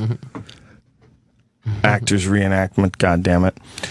Yeah, I didn't mind Up. I just thought it was kind of depressing. This old dude was like attaching balloons to his house to fly away because his wife is dead. Yeah. It was like, whoa. I'm not a fan of horror movies, but I don't mind the people that are a fan of horror movies. But if they're well done horror movies, There's not that many though. That's the problem. I don't even mind like the just action movies. The action in American Sniper wasn't even bad. It was just all the dialogue was just so shittily written. I need to watch it just so I could find out Green Hornet. whose side I'm on. If I'm on Team Segura, Not Green Hornet. or Green Team Lantern Shaffir. was like a terrible movie. It was done in like a weekend. Yeah, it was bad. You know how you'll get a movie like, okay, here's a good example. Deep Impact and what was the other movie at the same time? Armageddon. One, they rushed out because the studio was like, oh, they're doing a movie about an asteroid, we got to do our own. And instead of taking 2 years of planning, they go quick, and they make it in 4 months. And it's just not as good. The relationships aren't as developed. You know, you just don't care as much. Dances with Wolves was an amazing movie. And you really, when they're all talking and they're laughing around the campfire, all the Indians, they make a joke, I'd laugh. Right. Because you're so engrossed in it. But you're talking about Clint Eastwood, who's the same guy who did that speech where he sat the fake Obama down and ad-libbed the conversation to him. I mean, he's old. He's old and past it. He's out of touch, just like Stern. That's why they like each other's stuff. God. That's why I think they should go to their old man camps and suck each other's dicks. Jesus Christ. Suck the wrinkle out of them. I can't believe Stern doesn't like Birdman or Ari Shaffir. It's like he wants to be the only famous guy with a beak. This is what I like to do. People were like, you would really get along with him. I was like, I would get along with the 15 years ago version of him. Probably. If I want to move along, I do this. Start stacking my notes. Well, that's a real. Right. I don't think we need to go into that anymore. That's a real broadcasting thing. 15 years ago, maybe he wouldn't have had anything to do with you 15 years ago. Unforgiven was amazing. New York Times report. That's a rating. That is like a broadcast, like TV news thing going. Well, let's steer clear of that. It's our jobs in jeopardy. And let's talk about in the news tab. Puppy was found on the Long Island Expressway. Here we go. Anyway, that's what you get after like the weatherman goes on a diatribe, like "fuck this, fuck Jews, they're fucking taking off." Anyway, the tapping of the paper it's like a universal sign for moving on. No catcall zone signs pop up in New York City during anti-street harassment week. Really? Don't you think that no catcalls? Okay, here's an example of some deceptive shit. Do you know that video that they put out, Ari, where they had catcall zone? That means you can catcall right outside that zone? What? Sorry, go ahead. Do you know that video that they had where they had a woman walk around the city for 10 hours? And all the Latinos yelled at her? They were like, yo, baby, what's up? You look beautiful. Like, and they were saying it's street harassment. Well, they did a map, and this woman who's kind of an anti-feminist sort of explained what's wrong with misleading videos like this. Yeah. Because it wasn't her just walking around Manhattan and you see her getting catcalled everywhere. It was her walking around a lot and nothing happening. So they focused on one particular area of Harlem, and that's where she did most of her walking in that video. So there's a lot of what's called harassment is guys going, hey, beautiful, what's up, beautiful? Which, if a bunch of guys are sitting around, sometimes guys will compliment a girl, like in a way that's kind of gross and definitely gross to the chick. But this is like they went to a very specific area. Well, that's what Metzger pointed out. They were trying to make it like, look how men are, and then Metzger was the first one to go, no, it's look how Dominican and black men are. There's no white people doing that. Why are you lumping us in with them? Well, that's just part of their culture, and you're saying it's a men thing. You're just lumping us all in together. You're just generalizing us. Look at it. Look at the racial breakdown. That's their culture. She went to a very specific area. Yeah, go to Upper Harlem. That's where Metzger lives. That's why he knows about it. Yeah, and plus she was walking like a slut. Let's not forget that. Let's not forget she was doing. She knows what she's doing. They're that extra bouncy walk. Look how the women around her are walking. Oh, that's her. That's her. Yeah. How you doing? Some days acknowledge she's not dressed too slutty. You should say thank you more. She's not dressed slutty at all. God bless you, mammy. Damn, she's got a big ass and she's wearing yoga pants. Yeah, which is also just how it works. And a tight shirt. How are you this morning? That's harassment. Have a nice evening is harassment. Nice is damn that's harassment. Damn. Look at how far the edit points are from each other. It goes from dark to light to dark to light. Yeah. It's like the fucking happy video. God bless you. Have a good day. All right. That is harassment. Yeah, if that's catcalling, then I get catcalled all the time. Same guy has been silently walking alongside her for the past 2 minutes. 4 minutes. All right. That's just this dude. Black guy. Black guy. Every one of them. 5 guys. 5 minutes. I like this guy's approach. Yeah, he just walks alongside her until she gets used to him. Dominican. Black. How did it end? Black. $5,000. I just said $1,000. Girl, black. What does that mean? She's a prostitute? Latino. Half black, half Latino. You don't want to talk? Because I'm ugly? Huh? We can't be friends, nothing? Yeah, I'll give you my number. Talk to me? No? What's up, man? How you doing? Have a nice evening, How darling. are these even? But it's hilarious. What's she holding in her hands? How much of it? Mics? When you I don't know what she's holding. Guns, pistol clips. When she's walking, like how much of what these people said to her isn't harassment? It's just compliments. I wonder from how someone much trying to pick her up. I wonder So how if much you cut was- those out. Oh yeah, was this a hidden camera? Yes. Yeah, it showed it's at the like beginning. But if you cut those out, nobody saw the camera. No. Okay, that's good. if you cut out all the ones that none of us find objective, like "Hello, beautiful. You look great tonight. Have a nice night. You know, God bless you." Like that's a lot of what they're calling harassment. Yeah. If you cut those out, there's very little. Here's my legit question about this stuff. So what? Okay, the people who make the video, the people who are presenting this as like an example of how men are. What do they want from us? They want you to change. No, but I'm not the guy doing that. So what do they want from the 98% of men who just don't do that shit? Who are too scared to even ask a girl out because of fucking fear that they're being lumped in some group. They're trying to make a point, Ari. I'm saying, like, literally, what do they want? The Awareness? point is, they want us to feel bad for them? What do they want? If you are an attractive woman and you wear tight pants and you have a big ass like that girl does, you're going to get people to tell you that you're beautiful. And that's hard. It's hard. It's hard on that woman. There's a lot of people that were saying, "Have a nice evening, darling." Your ass is so big because everyone's standing up for you in the subway. They're asking if they can date her instead of working it off. No, it's big because she works out. She does squats, dude. It's her first time walking around that city. You're so rude. You're so rude. Only takes cabs. Well, it's funny how many. If you look at that, that's 10 hours worth. Okay, There's a woman walks around New York City for 10 hours. That is a lot of people saying something to her. But take out Nobody all the says shit to me. compliments. Well, you're not a woman. You don't have a good ass. But take out Sad. all the compliments. Take out all the compliments and only have the creepy stuff, like the guy following her. Yeah. And then the other guys, like saying, "What, I'm too ugly for you?" Yeah. Like that's kind of harassy, but that's about it. There's Yeah. like a couple people that are fucking with her. Yeah. And they're both black. Yeah. And they're both black. Yeah. You allowed to say that? I don't know Are if you you allowed are to or say it not. because it is a fact? Are we allowed to take that data into account? Or are we supposed to, because of white guilt, ignore that? We I just think can't the tweet about problem it is- off premises. We have to do it here. Off premises. You're supposed to phrase it in a certain way. Well, why are only black men being showed doing this? Is this the young gal? Oh, yeah. That's how you're supposed. You're not Why are supposed you to say- trying to show black people in this way that demeans them? The way you and Metzger said it was racist. Saying like this is their culture. What you're supposed to say is, why are they only showing black and Dominican guys doing They this? should show a better version of black people. The Cosby Show version of black people. That's a bad example now. They should show. terrible. You No, son of you're a right. bitch. Well, here's the deal with a gal like this also. When this young lady is out there walking around looking hot in those yoga pants, and she's in these areas where, a lot of ladies don't walk, Yeah. or ladies that look like her, white chicks with big asses, don't necessarily walk around. These guys want to fuck her. And how else do they talk her? How else That's do the they, thing. What do you they want us don't to know. do? They You want us don't to know. not want to fuck? You want us to not have these feelings? We have them. We have the Whoa, feelings. Ari's getting angry. We get He's a horny. black belt. We're not going to take it He from you. says- We're not going to rape. We're not going to fucking throw you down. And we're not going to most of the time, we're not going to even demean you or say you're pretty.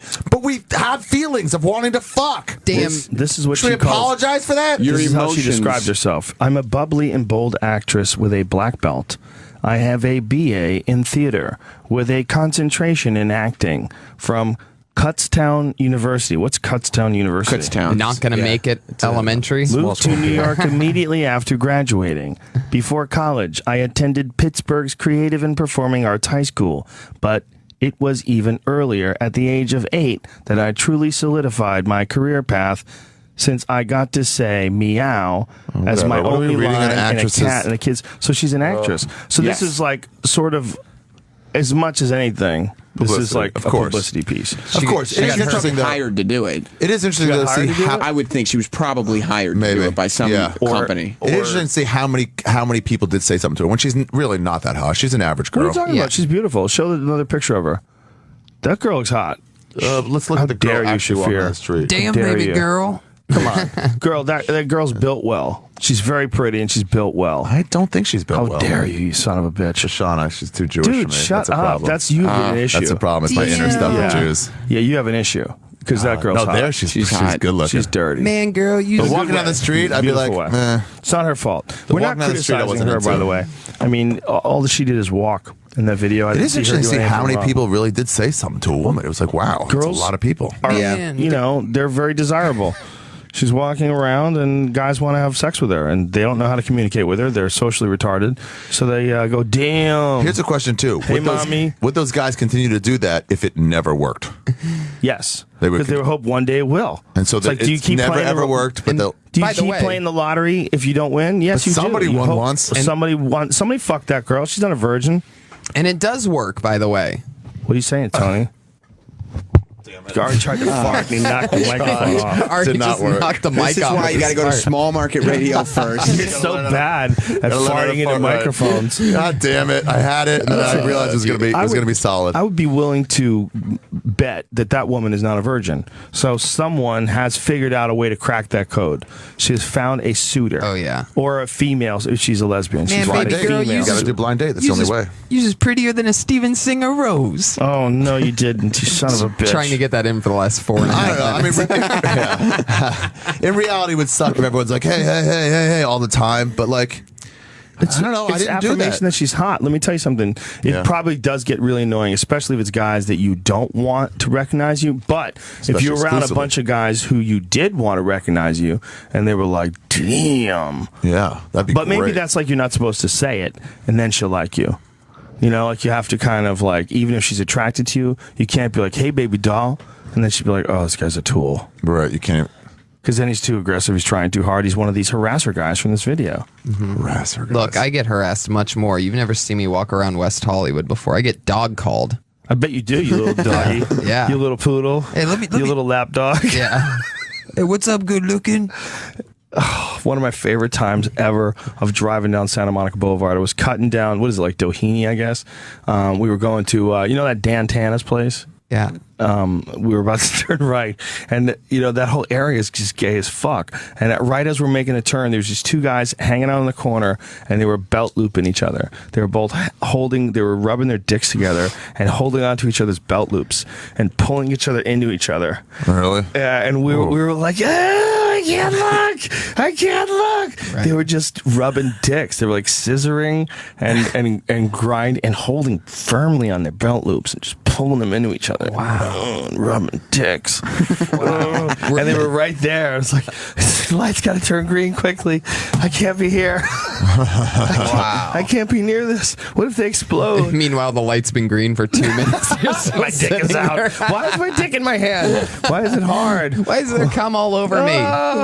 Who jerked me off? What happened? Who jerked me off? Why is my hand wet? Why am I climbing out of the car? Yeah, it's uncomfortably gay. It was just like one of those, like, oh, I mean, I'm all for people being openly affectionate, but please don't ask me to not giggle. I don't mind. Dude, the thing is, we were raised in a time where if I'm driving down Santa Monica Boulevard, which my gay friend calls Mecca, that part of West Hollywood. I like how you admit to have only one gay friend. And it'll only be one. My gay friend. There's only enough room for one in my bed. Gay Andrew from college. But you see two like mustaches and they're kissing, and I don't know, I just didn't ever see that on TV, and it just makes you laugh. You can find it online. It's like, that doesn't seem like the kisses. You can find it online. Yeah, there's something about a guy with a beard and a mustache with a giant dick in his mouth, and another guy's hairy balls attached to his beard and mustache. Like a guy deep-throating, purple in the mustache face, and pubes go together. veins and sweat, tears coming down his eyes. Okay, there we go. He's pulling pictures up that I don't want to see. Yeah, the gently caressing two gay guys porn is more distressing to me. Really?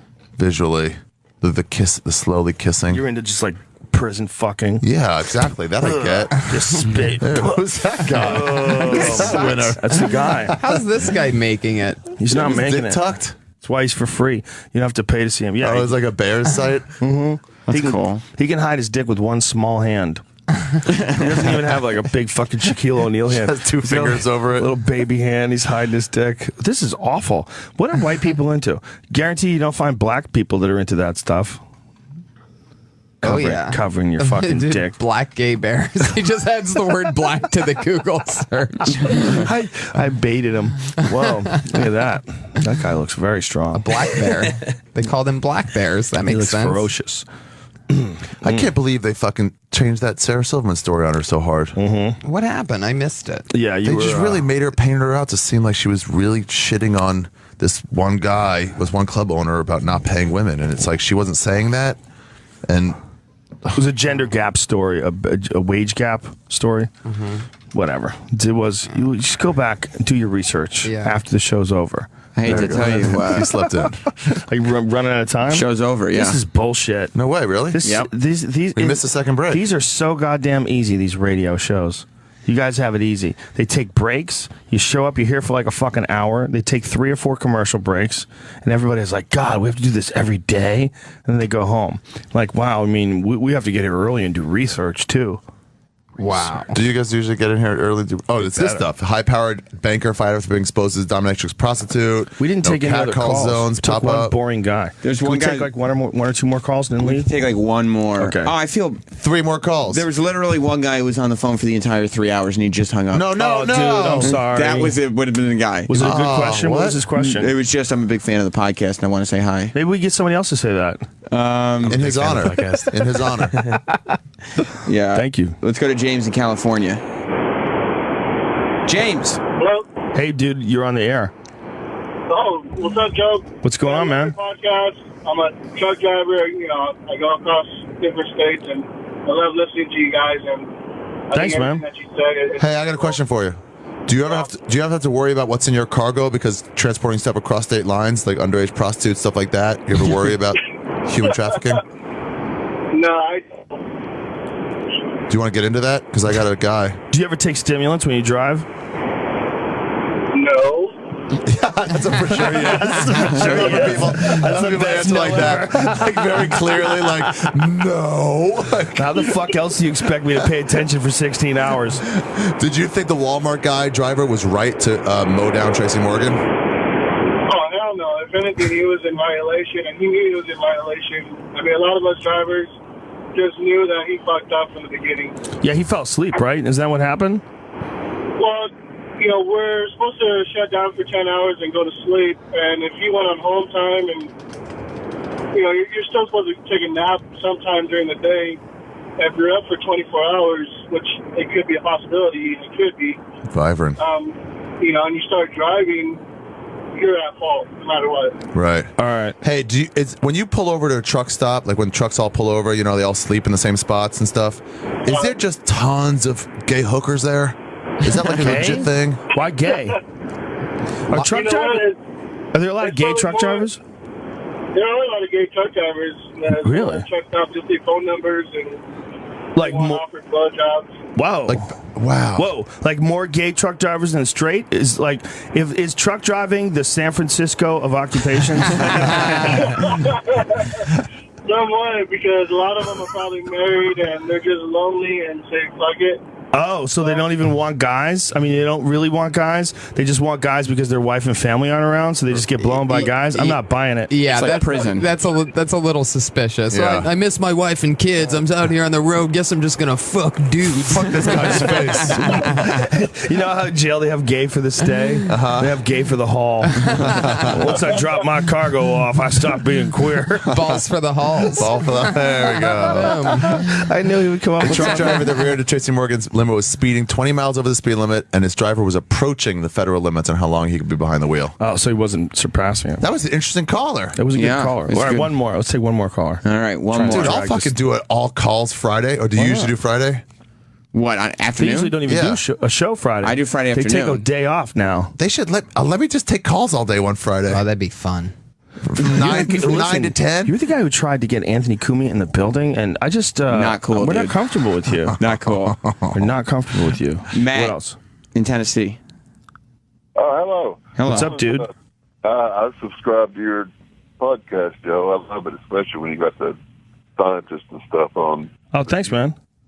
A lot of useful information and laughs all together. Thanks, dude. Glad you enjoy it. Thank you very much. That's a movie poster quote. That's like better than that other quote that we read about Clint Eastwood's American Sniper. Yeah. That's great One more? consensus. It's a clearly written sentence. One more caller. Sean in Cincinnati. Sean, you fuck. Hey, Joe. Hey, what's up, buddy? Fan. Thanks, dude. What's Hey, going on? I was the guy who retweeted your picture when you was smoking some bison ribs. I think And more said, than I one feel- person retweeted that. No, but- Joe, he was that one guy that one dude? retweeted Hold it. on, Oh, what's hold up, on. man? Okay. I happen to have some ribs on my smoker, and you were like, they looked awesome. Oh, okay. Nice. I was wanting to get you I have a barbecue business on the side, Smileys.com, and I was wanting to send you a free sample. You could send meat in the mail?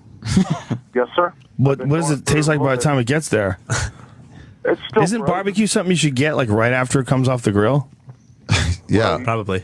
Well, Not no, like I'm days sure, later. I'm sure you can like freeze dry it or something. Send it to Ari Shaffir. Send it to 151 First Avenue. Hey, don't number give your 49. fucking address out. Jesus Christ, you New York, fuck. New York, Oh my God, 10003. good luck. That's where he lives.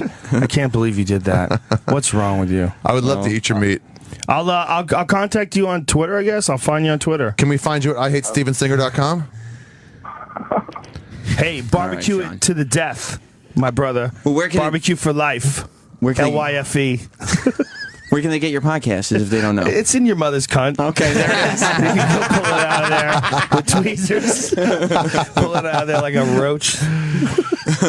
We should all promote our podcast. The Joe Everybody should Rogan promote. Experience. You can find it on iTunes or joerogan.net. Kill Tony. Yeah, at Death Squad, deathsquad.tv, Tony Hinchcliffe. And my podcast is called Ari Shaffir Skeptic Tank. You can see it at arishafir.com or on Fucking iTunes. yeehaw, bitches. Or my sports podcast, Punch Drunk Sports. Oh, shit. More than one podcast. Look at this bitch. We talk about how wrestling is irrelevant. What? No, I stared directly at Sam when I said that. We don't talk about that. I just want to see what he Sam and said. Tony Hinchcliffe together and you're talking shit about wrestling. Yeah. How dare you? How dare you? We how have had dare you? Piper on before. That's cool. He's great. Did you talk to Sam about wrestling before I got here? Of course not. How dare you? You're really Look, he missing gets out. excited. Joe. Look, he starts twiddling his fingers together like he's like got a plot. Look, is he? I do. You talk to Sam about wrestling I before do I have got a here. plot. I'm going to turn you into a fucking wrestling He fan, thinks he's Joe gonna Rogan. turn me into a wrestling fan. We're gonna It's do hilarious. we're gonna do a live a companion piece. Tell you right now, I respect those boys for their hard work. I respect what they do with their bodies. It's a very difficult pursuit. There ain't no doubt about that. You can make fun, but you can't make fun once you've seen the It's fuckery. moss-covered three-handle family credenza in action. I have been live for some of the greatest mixed martial arts matches the world has ever seen. Me too. I have Lesnar, been Undertaker. feet 2000. away. That's not real, Tony. Dude, That was when I saw not Alan real. Belcher Disrespectful. had a guy in between his legs standing up, like leaned over, and Alan was like holding onto his waist, and you should hear everybody. And what's the move where you pick somebody up and Pile just drop drive him? him. Pile driver. Yeah. It's And the illegal. whole crowd just goes, pile driver, pile driver. And he's like, he let go, and then he realized what they said, and he went back to it, and he goes, oh, and he figured out a different way to do it. He just slammed him straight down. Yes, you Like can face slam first. a guy face first. Look at this. Alan Belcher, pile That's driver. it. The crowd against was there. Patrick The crowd was Cote. like, do it. And he was Got like, it. what? And he He's goes, got it. Well, Instead, as long as you don't spike them on the top of their head, it's totally see, the legal. crowd's going right now. Instead, he goes with what? Face plant. Face plant. Yep. Yeah, that And- shit worked. and Because they were yelling for it. And he was like, yeah, maybe you're right. Alan Belcher's a cool I'd guy. call that move Yeah, an look at this. extroverted And- pedigree. And because of that, he got the choke. Wow. From Yep. the slam, he set up the choke. It's turned a fake boo boo into a real boo boo. Look at Wow, that. wrestling Bam. comes in Bam. with the pile driver. Alan Belcher, this Rest- show's for you, buddy. Look at this. He's a fucking savage. Look at that shit. Face Oh planted him. yeah. Face planted him. That had to fuck his neck up, dude. I got Oh, yeah. news for you. You watched the compression when his face went down? Like that, it will give a jolt to your fucking discs. It's more of a pedigree than a pile driver. Sometimes moves like that It literally is. will paralyze Pedigree? a guy. Yeah, I mean, if he had locked the arms, that's a pedigree. Yeah. But he's Oh not my allowed- Went God. down to the knees, definitely. If you hit a pedigree in real life, you could knock a motherfucker out. Well, this is look Patrick Or in Cote, the pro guy who he's wrestling. slamming. One of the top is fighters in the known- world. Well, he's known for his chin too. Patrick Cote takes tremendous shots. No one's been able to stop him. He's had some fucking crazy fights. He fought Anderson Silva. So like the fact that he absorbed that shot, a lot of guys would have been out cold right there. Patrick's just legendarily tough.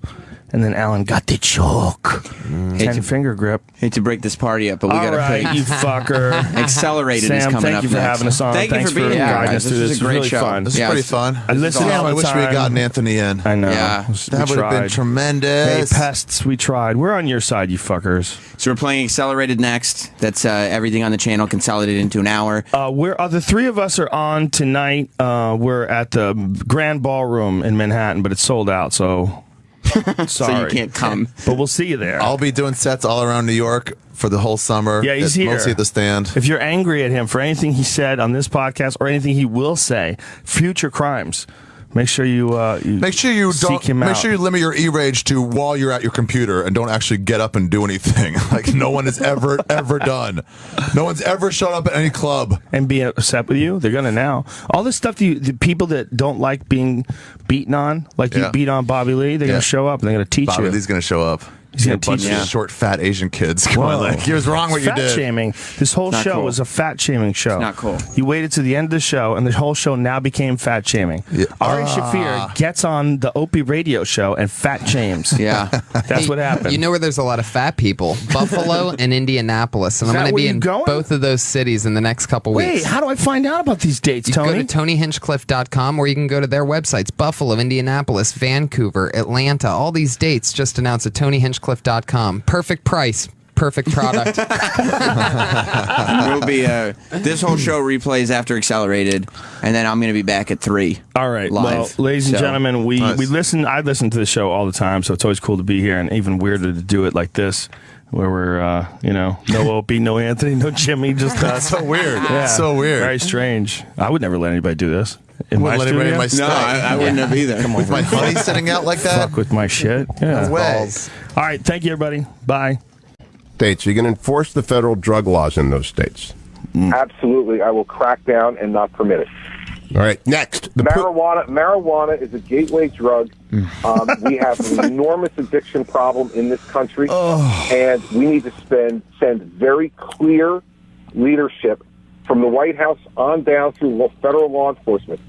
Marijuana is an illegal drug under federal law, and the states should not be permitted to sell it and profit from it. It's hilarious. Oh, wow. Addiction problems. You know what's addictive, dude? Sugar. You're addicted to sugar. That's why your face is so enormous. He's obviously doing something unbelievably unhealthy. And he's talking about something that has never killed anybody ever. And he's talking about addiction problems. You guess what? If you're addicted to marijuana, you could be addicted to basically anything. I don't see how they get the gateway drug thing. Or how is alcohol not a gateway drug? Or cigarettes not a gateway drug? It's scientifically been disproven. It's been disproven over and over again with study after study. Saying that is incredibly irresponsible. He knows it's not true.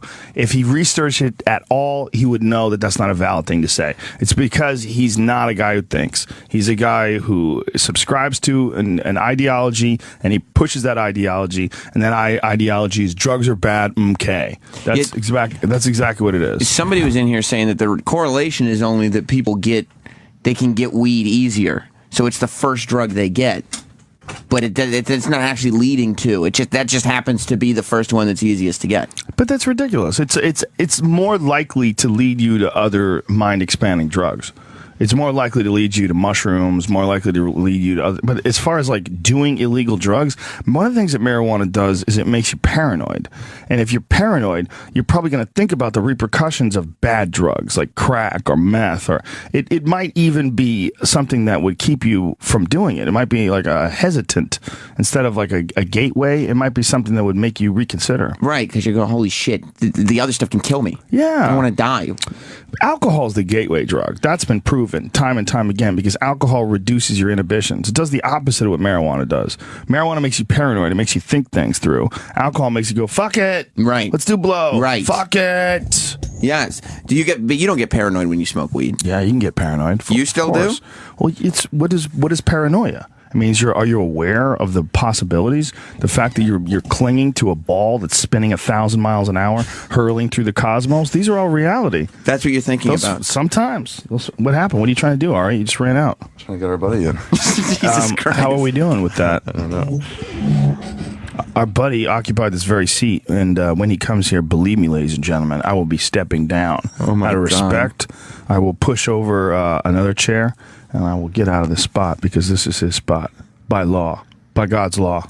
God's law. Yeah. And that's the law we all live by, isn't it? Goddamn Opie and Anthony fan. I don't like them broken up like this. It's gross. Yeah, me too. O&A fan. It's bullshit. Yeah. Goddamn bullshit. What was the mood here like when they changed it to Opie Radio and plastered Opie Radio all over the walls? Was there any issues there? No, not when the mood was one way when it first happened. Yeah. But then once everybody kind of realized this is just happening now, we just have to move on. You know what I mean? Right. There isn't anything to be done here. We can't just sit here and call it Opie and Anthony and have Anthony not be here every day. Why not? Be fun. That would be fun. Why not? Anthony would probably eventually take issue with that. He's like, please stop putting my name on something that you're not paying me for and I have nothing to do with. But he leaves the door open. Leaves the door open for a future comeback. I think the door is still... I mean, there's no way... Dude, his name you can't even put down on the security list as a guest. I'm thinking long term. Maybe not today. They said it's anybody who's been fired. So where are we at right now? He's down there. We're going to try to send someone down to get him up. Oh, my God. Fascinating. Yeah. I wonder if that's going to work. Who'd you send down? Okay. One of the people that works here. Maybe security. Interesting. Security person. Let's see if somebody cockblocks this. Maybe we can put a straitjacket on him and then bring him upstairs. Yeah, maybe we're going to tell him. We're here to berate him about everything that's going on today. Yeah, he's going to learn today. He's getting a tongue lashing for everything. Black Lives Matter. And yeah. Maybe, if we don't let him tweet, maybe that was one promise to put his Twitter away. Favorite of the outrage. Well, the favorite of the outrages was the Ari Lang outrage for the joke that he was doing on stage at the cellar. He said he was having sex with this black chick, and this got him thrown off. No, this is a different one that got him thrown off at midnight. He got thrown off at midnight for talking about some reporter. Right. Oh yeah. Saying he wanted her to beat him like a runaway slave and he would jizz all over himself or something. It was really funny. But the other one, he said he was having sex with this black chick and in the middle of it she goes, I can't breathe. And he goes, oh, let's not get political. Yeah. and some woman, like she wrote about it. She threw her braids to the side, yelled out, that shit ain't funny, and stormed out of there. And then she was, telling everybody. You almost want to be like, hey, stop. What do you think the joke was? I don't think you get it. Yeah. I don't think you get it. Well, she's saying it's not funny at all. It's impossible to include I Can't Breathe, which is about that guy being choked to death, and then have a joke about it later. That's not true. Of course it's not true. That's not true about any... There's no thing that's true about. What? It's just you can't ever make any joke about that ever. Exactly. In any context, that can't be funny. You're just like, guys, you're lying. Oh. You can't joke about that. God damn it, you can't. Why? I had once. Is that God's law? After Newtown, I tried to make a joke and it didn't fly. That's a tough one. Yeah, and it was like 4 or 5 days later. Well, yeah, I mean, there are a lot of situations where it can be very, very difficult to make a joke about. But the crowd turned on me in the OR, the comedy store. They turned on me. There's one guy in particular. He's like, "That's just not funny." Some guy from Vegas, and it was like, "It'll never be funny." He goes, "No, it will never be funny." And I'm like, all right. And I fucking worked 10 minutes to try to get them back on my side. And then I did. I threw some Holocaust joke in there. And everybody laughed. And that guy laughed too. And I was like, wait. You still saying it'll never be funny? And he was like, all right, okay, fair enough. So you worked 10 minutes knowing that you were getting to that Holocaust thing so you could make your point? I wish. I just had gotten them back finally. And then I did it. But then I turned to see him laugh. Newtown's a tough one because it's dead kids. Dead kids. Dead kids just like There's Holocaust. a lot of dead kids in the Holocaust. You can think of the you don't think of as being like across the board. You think of thin adults. But it's that thing. It happened decades ago in a different continent. Like Newtown was like less than a week ago in some town that anybody could be from. There's some fucking people that just want to get upset too. There's that. There's some people that just no matter what, they're always looking for the opportunity to be offended. Do you think people go even to comedy clubs waiting for the comic to say something? Some people, of course they do. Some people just they're not smart enough or disciplined enough or they don't have enough consideration to a performer to be allowed to go to a comedy club. They should be allowed. Yeah, they think that they can just yell out in the middle of the show and disrupt it if something gets tweaked in their mind. Like if they're going to a movie and in the movie someone gets shot and killed or raped, do they jump up and yell out, "This Never. is bullshit"? Well, you no, can't do this in the film. In fairness, though, in a film, they don't think anyone can listen to them. Sure they do. They know the screen guy, the guy behind the projector. Stop this film! Stop this film! There's people that have done that. For sure, there's people who have done that in America. Guarantee there is that dude, that reviewer who reviewed Clerks 2.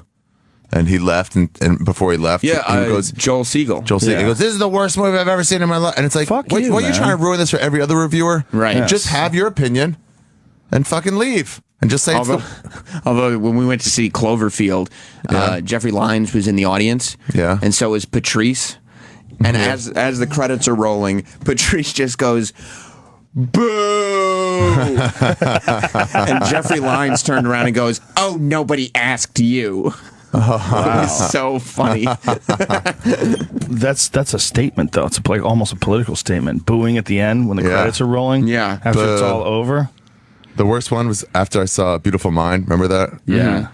And by the way, that was not the real story. The real story was as soon as he turned the bathtub on and his kid and left it there, the wife was like, "Oh, I'm out," and just left, and that was the end of it. She didn't like see him through it. What did he do? He almost drowned his kid? Yeah, he's schizophrenic or something, and he like turned the bathwater on and then left. The kid was in the tub. No, you don't understand. There's a happy ending to that film. And he gets his brain back and becomes awesome again. But anyway. Game Theory? Do you know anything? God. Game Theory? They always like to take things. They take fucking real stories and they butcher them for movies. They just do whatever they want. So what were you going to say? Oh. But anyway, but then at the end, they had the music playing, like, and everyone stands up and claps for him, and I'm crying, but I know it's all a trick. And as soon as the credits come, I take my drink and I just fucking threw it to the floor. Whoa. And I went out and played video games. Like, fuck this. You got angry? It was just so bad. And I knew how they just manipulated me through song. You were angry, but you cried? I was angry. I was like, you guys, this is bullshit. He didn't overcome anything. He accomplished something when he was in college fucking 40 years ago. That's what he's doing an award for. Yeah, but what if we were... So the whole movie was worth nothing. But he had voices in his head and doesn't have them anymore. But Ari, he did what he did before he had the voice in his head. We're applauding for the character on screen.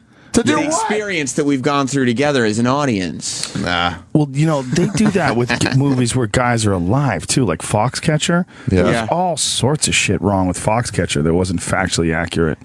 A giant chunk of shit, including Mark Schultz's wrestling career, like all the accomplishments that he had. Mm-hmm. He was one of the best wrestlers on the planet when that happened. Like, they were making it out like he was washed up or it wasn't working out well. Yeah. This like guy he had no place else to go. It was bullshit. Bullshit. That guy was one of the best wrestlers on earth. He was already an Olympic gold medalist.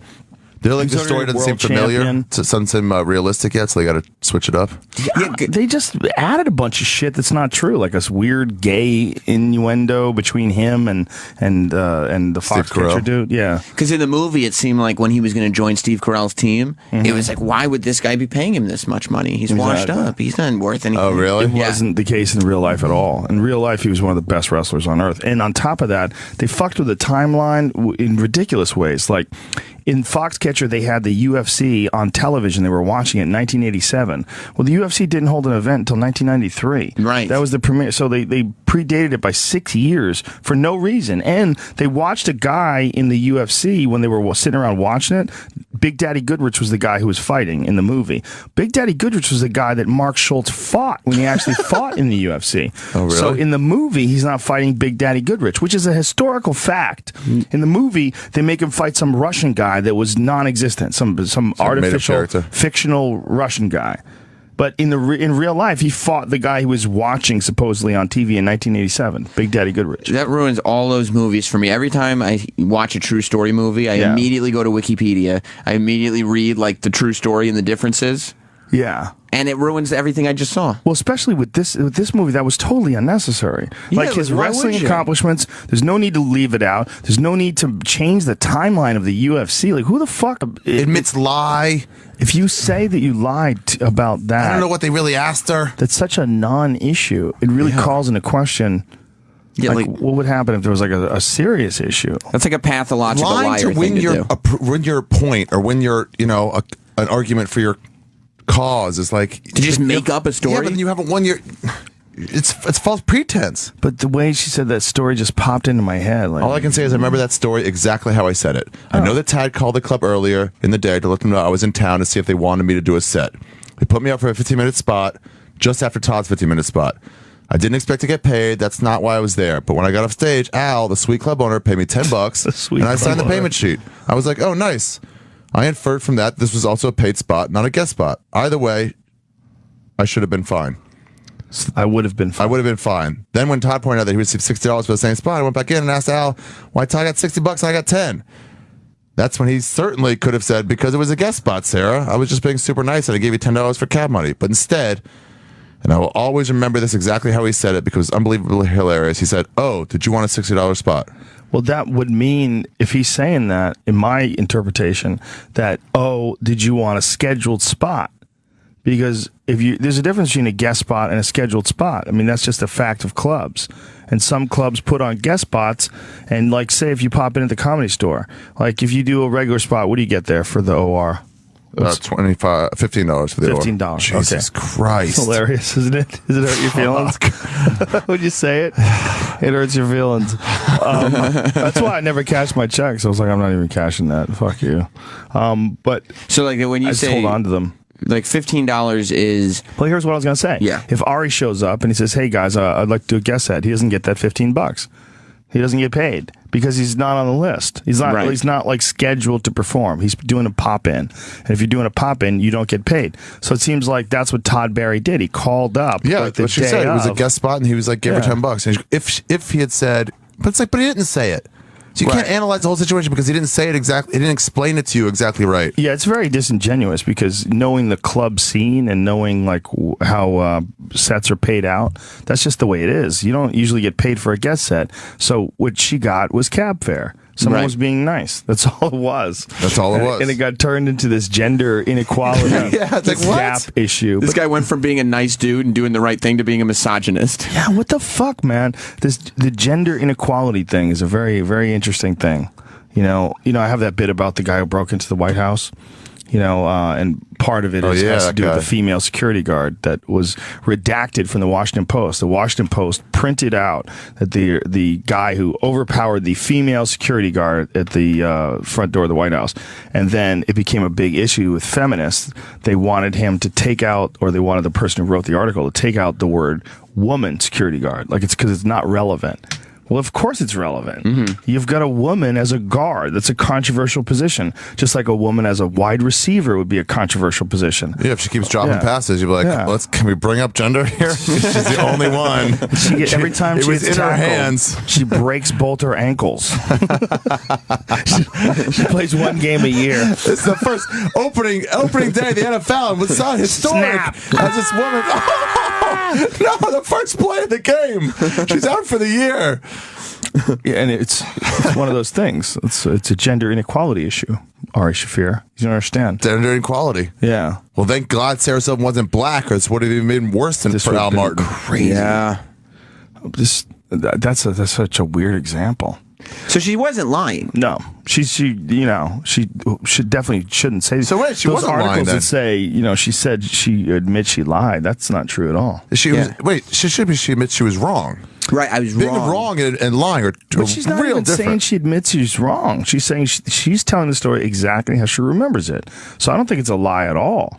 She might be saying though, this is probably not an issue of gender. Well, is she? Because she said she was laughing at his statement, "Oh, did you want a $60 spot?" That's disingenuous too, because we know the difference. You know what's going on. Like a person who's not in comedy would find that statement funny, but comedians, you're saying, understand exactly what he was saying. Exactly.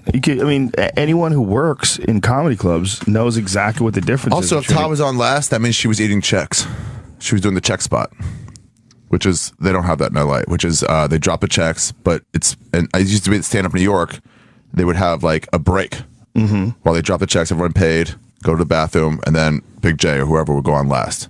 And then now they're like, well, if some young guy wants to eat the checks, while everybody's paying their bills, right, to actually go do stand up, it's like, fuck, go do it. There's always spots that pay more or less. I've middled for friends before, and when I was headlining, someone would say, "Hey man, you want to come?" I middled for Brian Callen in Washington D.C. like 2 years ago. Really? Yeah. Did you really? Yeah. He was, he goes, "You want to work with me?" Because I was in town doing that Joe Rogan Questions Everything thing. So it just happened to be there, so I featured. It's like, it's fun, Yeah. Guess what? You get paid less when you do that. Right. You got paid more than me. Right. That's how it goes. Yeah. Yeah, I just gender inequality. Oh, they're both men. Okay, forget it.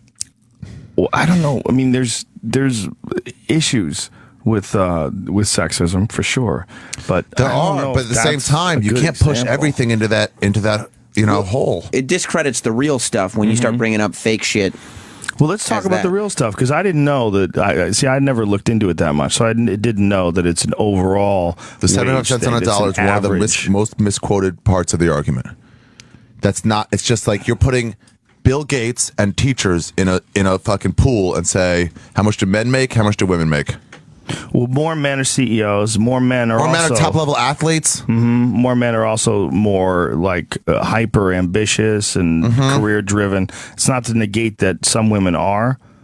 And it's like men golfers, female golfers. Like, well, male golfers make more because they actually have more people watching male golf on TV. Same with every sport, really. So, I mean, basketball, whatever it is. And same as radio. If you or TV, if your thing gets more ratings, you get more money. Right. You get renewed for a higher contract. It doesn't matter how makes more than anybody. Sure. So she helps skew it to more even. Yeah, I mean, she makes more than any talk show host. Well, yeah, by ever. A lot. Yeah, and she's a chick. Okay, here it is. In 2013, among full-time year-round workers, women were paid 78% of what men were paid. But that is among full-time year-round workers. That is not people in the same jobs or people in the same careers. That's just full-time workers. So that's taking into account all the secretaries that work in the same as engineers. That Nurses, work in the same office. social workers, teachers. It's taking all that. And so garbage men. That's very deceptive. Super deceptive. Stats just lie. But we'll look into it and in specific jobs. Like look into a gender inequality gap in specific occupations. So you could say, taxi cab drivers or surgeons or, whatever. That would be a major issue. If you're like, what do you mean? Why do I get paid less for doing the same job? It's like, well, you're not. Who is performing down there? Defend Freedom Tour. Oh, I was watching What is that? This morning at like 6 o'clock in the morning, some country chick was singing down there at Fox News right across the street from us with giant Defend Freedom banners. Really? What does that mean? 6 o'clock. And they're already like cooking barbecue. You can smell it. They're trying to make New York City the South. They're trying to make it down home. They're trying to make it country. Look at all these people with flags. Could you imagine any other genre of music where people would be waving American flags in the audience? That goes to show you how dopey some of that stuff is. Elizabeth Hasselbeck, back again. But just stop and think about that. Well, what if you went to see the Wu-Tang Clan and everybody was waving flags in the audience? You'd be like, what? Might wave Wu-Tang flags. Yeah, maybe. But the American flag, there's one genre of music you can imagine that with, and it's country. Although there's Caribbean music where people will come and like wave Jamaican flags in the air and stuff. Yeah, but that's another country, dude. In this country, like genres of music. Yeah. There's one. It's just it's just country. So is that our cultural thing? That's our jihad music. Yeah, that's our jihadist music. Our radical fundamentalist music. That's our jihad. It's our la la la la. Right. Trace Adkins. It's you're right. I got my guns, you try to get them, I'm gonna shoot you full of lead. waving the flag. It's just a style of country music too. I mean, there's like outlaw country. There's Merle Haggard and Johnny Cash and all that kind of stuff. That's not rah rah at all. Yeah, nobody's waving flags at it. Waylon Jennings. It's a different kind of.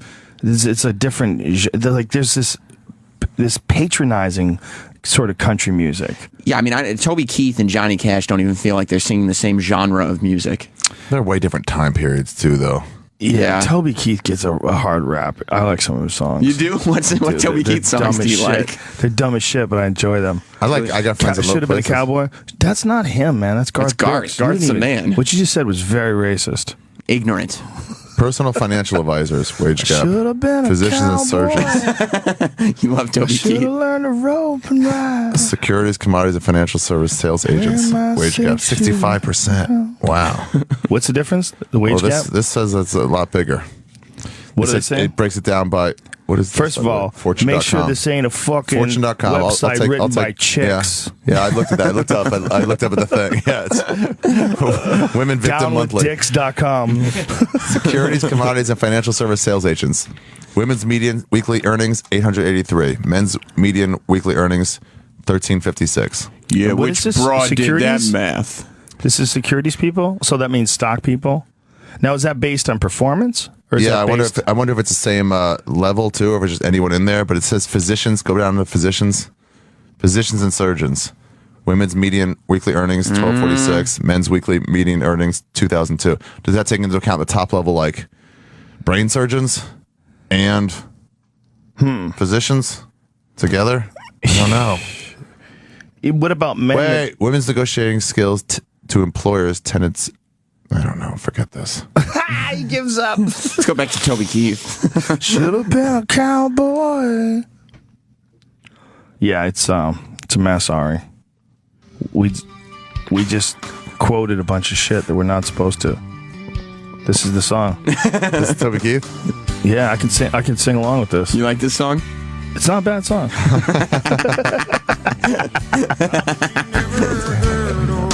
This is your shit. Miss Kitty, have you ever thought of running away? Ari is still on Operation Get Anthony Cumia into the building. Oh my God. He's been going at it he keeps getting up from the thing and running. It's 8:06 now. We've been here for over an hour. Well, how arrogant is that to think that you'll change the timeline for an historical event for a sport that millions of people watch all over the world? That's like putting, Babe Ruth 6 years before his time, just because it fits in your movie. Right, exactly. I'm not calling Big Daddy Goodrich Babe Ruth, but you know what I'm saying? It's like it's a historical fact. You may as well use the historical facts and then change what they said later in their hotel rooms. It's a real life story. It's supposed to be about a real life series of events, and they just decided for whatever arbitrary reason, whatever producer decided this, to fuck with the timeline. Yeah, because the producer was like, the audience will find him to be more of a hero if he's fighting a Russian guy at the end of this. Yeah. Hey, what does that have to do with anything? It doesn't make any sense. Yeah, like, what? This isn't wrestling. It's just a movie about a thing. Not only that, it wasn't even the UFC at the end. Man. It seemed like some rinky-dink organization. Thanks, brother. They probably didn't want to pay UFC. Nice. Yeah, I don't know. They had the UFC in it, though. I mean, if when they didn't they want to showed pay the UFC, why they had the UFC in it at a wrong timeline? Thank you. They had his wrestling credentials were all botched. Like they took out. Did he fight in the UFC, that guy? Yeah, he fought one time. And how did he do? Crushed Big Daddy Goodrich. He just took him down and pounded on him whatever he wanted. Did whatever he wanted to. A wrestler of that caliber, like that was. I mean, he was this was also a guy like who was the elite of the elite. He was still in his prime, like as far as youth. But he wasn't even competing at a really high level at the time when he fought in the UFC. And then what they do? They killed him? No. He was a wrestler, a coach rather for I think Brigham Young University, and they didn't want him fighting in MMA, so they told him, look, if you want to keep this job as a coach, or fight in these cage fighting organizations that are in the middle of nowhere. And cage fighting paid a lot less then. There was nothing in it. There was no future. It wasn't like today where you could be UFC heavyweight champion and make a shit ton of money. They used to have a storyline on Friends of the dude from Swingers being a UFC fighter. Oh, Jon Favreau? Jon Favreau. Yeah, didn't he fight Tank Abbott on the UFC? Really? In the show? An episode of Friends? Yeah, maybe. Maybe that's who he fought, but it's... What? Tony Hinchcliffe just texted me. He just woke up. Phone was completely mute for some reason. We were talking about why someone can't get up. Lazy bitch. It's like you have to make excuses. Do you ever sleep in here, Sam? Do you ever feel like, I just can't do it today? And just convince yourself, like, I'm not going to go? No. I mean, every single morning I wake up going, like, trying to figure out if there's any way to get out of it. Like, oh, is there something I could say? Is there something I could do? But I've never think of something. No, I've never gotten to that place. Every single morning when you get up here, you every morning. Really? It's 4 like my grandmother died Friday afternoon. Maybe they don't know. I can just say. Why do you have to get up at 4? Because I have to get on the train at 4:59. Oh God! Get here by whatever 5:30ish. Get on the air at 6:30. Where do you live? That you have to take the train? It takes Westchester. Oh damn, dude! What a drag. Westchester. Yeah. Barf. Yeah. How dare you? Bobby Kelly lives, right? That's right. All those people, Nick all DiPaolo of them go. too, It's 45 minutes to the city. Like, yeah, it's 45 minutes to Harlem. It's not 45 minutes to where you're going in the city. I live in southern Westchester, though, so it's as close to Southwestchester to the city as you. Yeah. I used to live in New Rochelle. That's where I was born. That's where my sister got married. Crazy. I went to high school there and middle school and elementary school. In New I lived Rochelle. there because I couldn't afford to live in the city. And, so you lived in New Rochelle? Yeah, I was doing road gigs. I needed a place to park my car. How far away is New Rochelle? I don't know. I mean, it's 35 minutes. There's a song called 35 Minutes to Broadway, and it's about New Rochelle. By train? I mean, look, don't start me on New Rochelle trivia. It was only 20 minutes to White Plains Billiards. And that's what I knew. I needed to be close to the pool hall. I needed a base stop. Where'd you live in New Rochelle? I don't remember. Some little studio apartment that I rented. I guess it was a 1-bedroom that I rented. It was below, like one of those. They converted their downstairs. Oh, to an apartment, some shitty little place. But it had a parking spot. When I was doing road gigs, I needed a parking spot. Like if you park in the city, what's going on with our friend? I don't know. He's still down there. You're running around. Yeah. Are you going to try to I'm going to try to do throw something. a smoke bomb or something? Maybe I'll smoke some marijuana down there, and everyone come running for me, and they're like, "Go!" So what are they saying to him? He can't come up. Nobody's coming down for him. No, it's blocked by name, and no one's coming down. No one's coming down for him. Why don't we send someone down to go get him? Try. Don't we have like someone who just can say, "Oh, this guy's on. He can come with us." It has to be a security person. Don't we have a down-ass security dude up here? Club Soda Kenny's not here. Where? Oh, fuck. Is he a security guy? Is he with Norton? Yeah. Fuck. Yep. He's in California, I guess. You think he could have got him in? He's a security guy. Theoretically, maybe. Why don't you act like a security guy? Do I come across that way? Well, you act like a guy who works here. Yeah. You know things, you know? Yeah. You're respected as a man who wakes up at 4 a.m. every day. That's right. I'm the security guard who wears a Robert Kelly t-shirt to his security job. It's okay. You gotta that's from a special? Down with the people. I'm gonna look real quick. Ari Shaffir is gonna try to. Ari's tall. Ari can be a security guard. Yeah. I used to be a bouncer at the Comedy Store. See? I have experience. I can handle it. If you don't have a security guard on duty, I can handle it because I have experience. Do that stare. Maybe I'll tell them. Just stare through people. So what can be done, Ari? Well, you go try. Give it a shot. The kid, Ari Shaffir, the renegade Jew, is on his way to try to get the racist into the building. The alleged racist. That's right. I don't feel he's actually racist. No. I feel it's a character that he plays in real life and in the air. He's method, that's all. Yeah. It's a side effect of being around all those bullets. Yeah, it happens. Yeah, it's in the bullets. It's in the lead. Something about the lead. Did you know when Joe DeRosa went on your show? Did you know that shit was going to blow up for DeRosa? No, he's an interesting guy, Joe DeRosa. Yeah, you know, because he like beats things into the ground. Like he's such a feeling guy. He keeps going over his feelings and how he feels about it. It was an interesting conversation because he kind of like, without talking to Anthony, went bad on him without talking to him. Right. You know, and just had a lot of. I don't know, man. The whole thing was weird. The whole thing is very weird. You didn't see it coming, obviously. No, I had no idea. I didn't know that they had issues before. I had no idea there was any sort of static between them. And then they started going back and forth on Twitter. And then people just started attacking DeRosa. Yeah. Oh my goodness, they went after him hard. Yeah. Poor fella. Yeah, it hasn't been good for him. It hasn't turned out right for him. Yeah, those pests. They're still there. They're still rabid. active, yeah. All they need is a call. Someone needs to get on top of the hill with a conch shell. Right. They need us!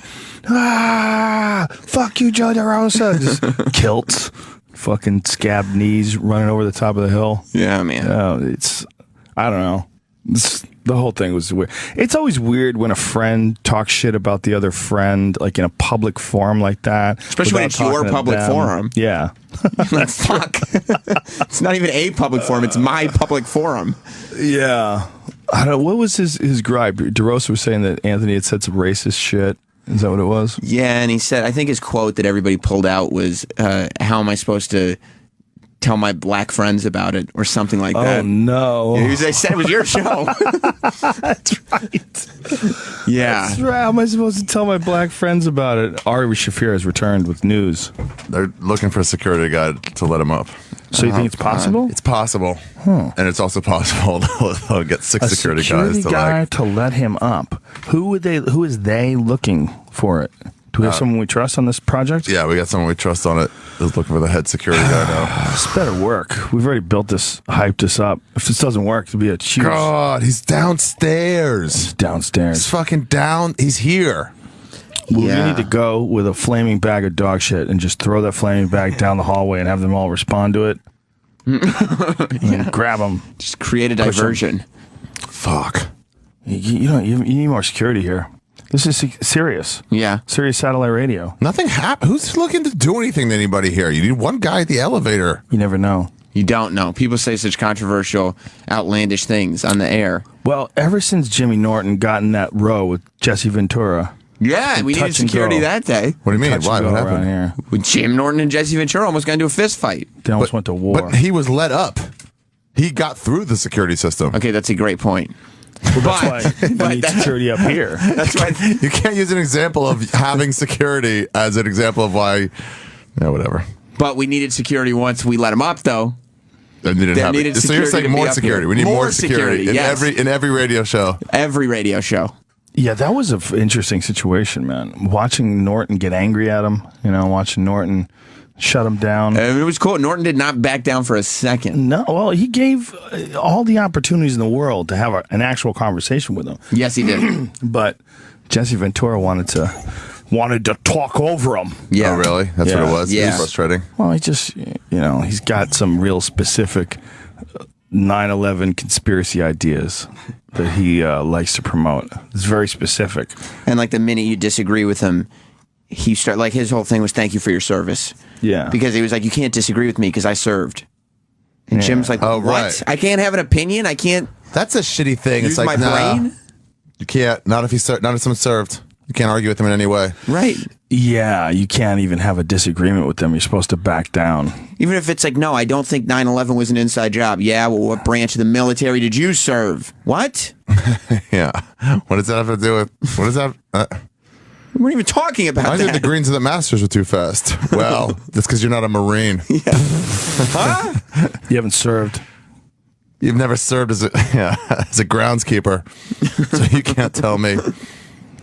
You haven't lived it, man. Should we take some phone calls? We could, easily. There's a lot of people that just are always looking to point the finger. They're always looking to get pissed off at somebody else. Yes. Fill in the blank, whatever the reason is. There's a lot of fake outrage in this country. Outrage is so easy. Everybody wants to have an opinion to feel important, and outrage is such an easy one to grab onto. You can just wait and find something that you think other people will be outraged by. We used to do this thing. Disagreeing. Right, and having a conversation. I was at Yeshiva University, and we would go to these daytime talk shows, Montel and Ricky Lake type things, and we'd try to get on TV. And we would try to say things that are just the easiest. And one guy abandoned his family, his wife and kid. Ooh. And my friend raised his hand, and Montel was like, yes. He goes, well, I think you should take care of your kids instead of running away. And everyone claps. They were like, oh, really? That was your stance? He's like, I got on, motherfucker. It's like, that's what their outrage is. It's like, oh, what, there's Nazis? Well, I could be against that. Yeah. Every talk show, when they used to go to the audience, every single show, one person would raise their hand and go, you know what? I just want to say, before you can respect other people, you got to respect yourself. Yeah. And then everyone goes, that's right. That's right. Why hasn't anybody said this? Well, that's exactly what people are doing when they're trolling. What? Well, you try and just get a reaction. They're like, yeah, I got on though. It's trolling. I think you should take care of your kids. Yeah, nailed it. Joe Rogan, do you even know about freedom? I do, and I know about Jimi Hendrix. All you savages that don't understand what would happen if 6 was 9. Yeah. I don't mind. You don't mind? I don't mind. I didn't know that song either. Oh, yeah, I don't know that song. No, Jesus, people, come on. Good morning, New York and the world. Good morning. The renegade Jew, Ari Shaffir. Are here. Oh. Ari Shaffir. Trying to do an accent. How hilarious was Tony Hernandez jurors? Oh, yeah. Yeah, Aaron Hernandez. Hernandez, the dude who got sentenced, yeah. They fucking pack you. Just gives me those memories. It's a man's life, all right? It's hard. It's hard to decide what was unreasonable that he did there. Ugh, barf. He got put up for one murder, but he's done like a bunch more, huh? What a crazy dude. Imagine a guy in the NFL. You think, well, he's got opportunity now. He's going to change his gangster ways. You're out. Imagine finding out that you have to go to jail forever, and then you're like, but I do get out of jail for a little bit to go on trial for that other murder. Oh, yeah. You get to sit in the court and wonder if you're going to go to jail for another lifetime. Yeah, forever again. The thing is, he's not even like, he wasn't even raised gangster. He was just like, he's that white privilege gangster. Really? Yeah, where it's like later I have money and no one will tell him what to do. You can't call him white. He's Hernandez. Same with the Menendez. I'm calling it white. Wow. You live in white, you're white now. Well, you know that whole term Latino deals with Latin languages, but Latin languages, it doesn't include Italian, which was like the original Latin language. Like really? Latinos, yeah. Italians aren't considered Latinos. But Latino that means derived from Latin, right? I mean, Spanish? Any Spanish? Well, I don't think it's just Spanish. It's languages that came from Latin. But do you think that's the Italians saying we don't want to be associated with that? We want our own thing. I think it's racism in America. That's right. I think they've decided that Italians are in and we can keep the Puerto Ricans out. Like, we're not Mexicans. We're Italians. There's got to be a separate classification. Cubans are gentlemen. They're Latino as well. Oh, really? Remember Ricky Ricardo? He was a gentleman. Ricky Ricardo. He was banging Lucy. Yeah, he was. Lucy was America's sweetheart. He was a completely different kind of Cuban than Scarface. Well, that was back when being a Cuban was totally legit. It was like she was married to a Canadian. Right. Yeah. Because we had stuff there, right? We had hotels there and stuff. We still have fucking Guantanamo Bay. It's not a hotel. That's not a hotel. No. It's not? No, I don't think so. You can't go to the bay. They just stay for a while. But I mean, we still have a base fishing there. in the bay, right? We have a major base there. It's kind of crazy that's our ally. You know, but we have a fucking Cuba. Big, yeah, I mean, not our there, ally, our but enemy. We hate them. Yeah. Yeah, we have a fucking prison there. How do we have a base there? How are they going to say it's going to shut down? We have a prison there. So we took over Cuba? We put on Cuba the most extreme human beings that we capture, allegedly. Extreme human beings. Because they're not for American soil. That was like one of the big things Obama said he was going to do when he got in office. Shut down Guantanamo Bay. He didn't shut down shit. They're like, yeah, good luck with that. Yeah, it's not going to happen, buddy. Let's show you the inside the world of madness. Yeah. Here's people that have been zip tied for the past 3 years. Let them out. Bobbing in the corner. Let them out in Kansas City. Get back at the world. Yeah, you can't. What the fuck do you do when you if a lot of those people they think aren't even there for a good reason? Yeah, they just took them.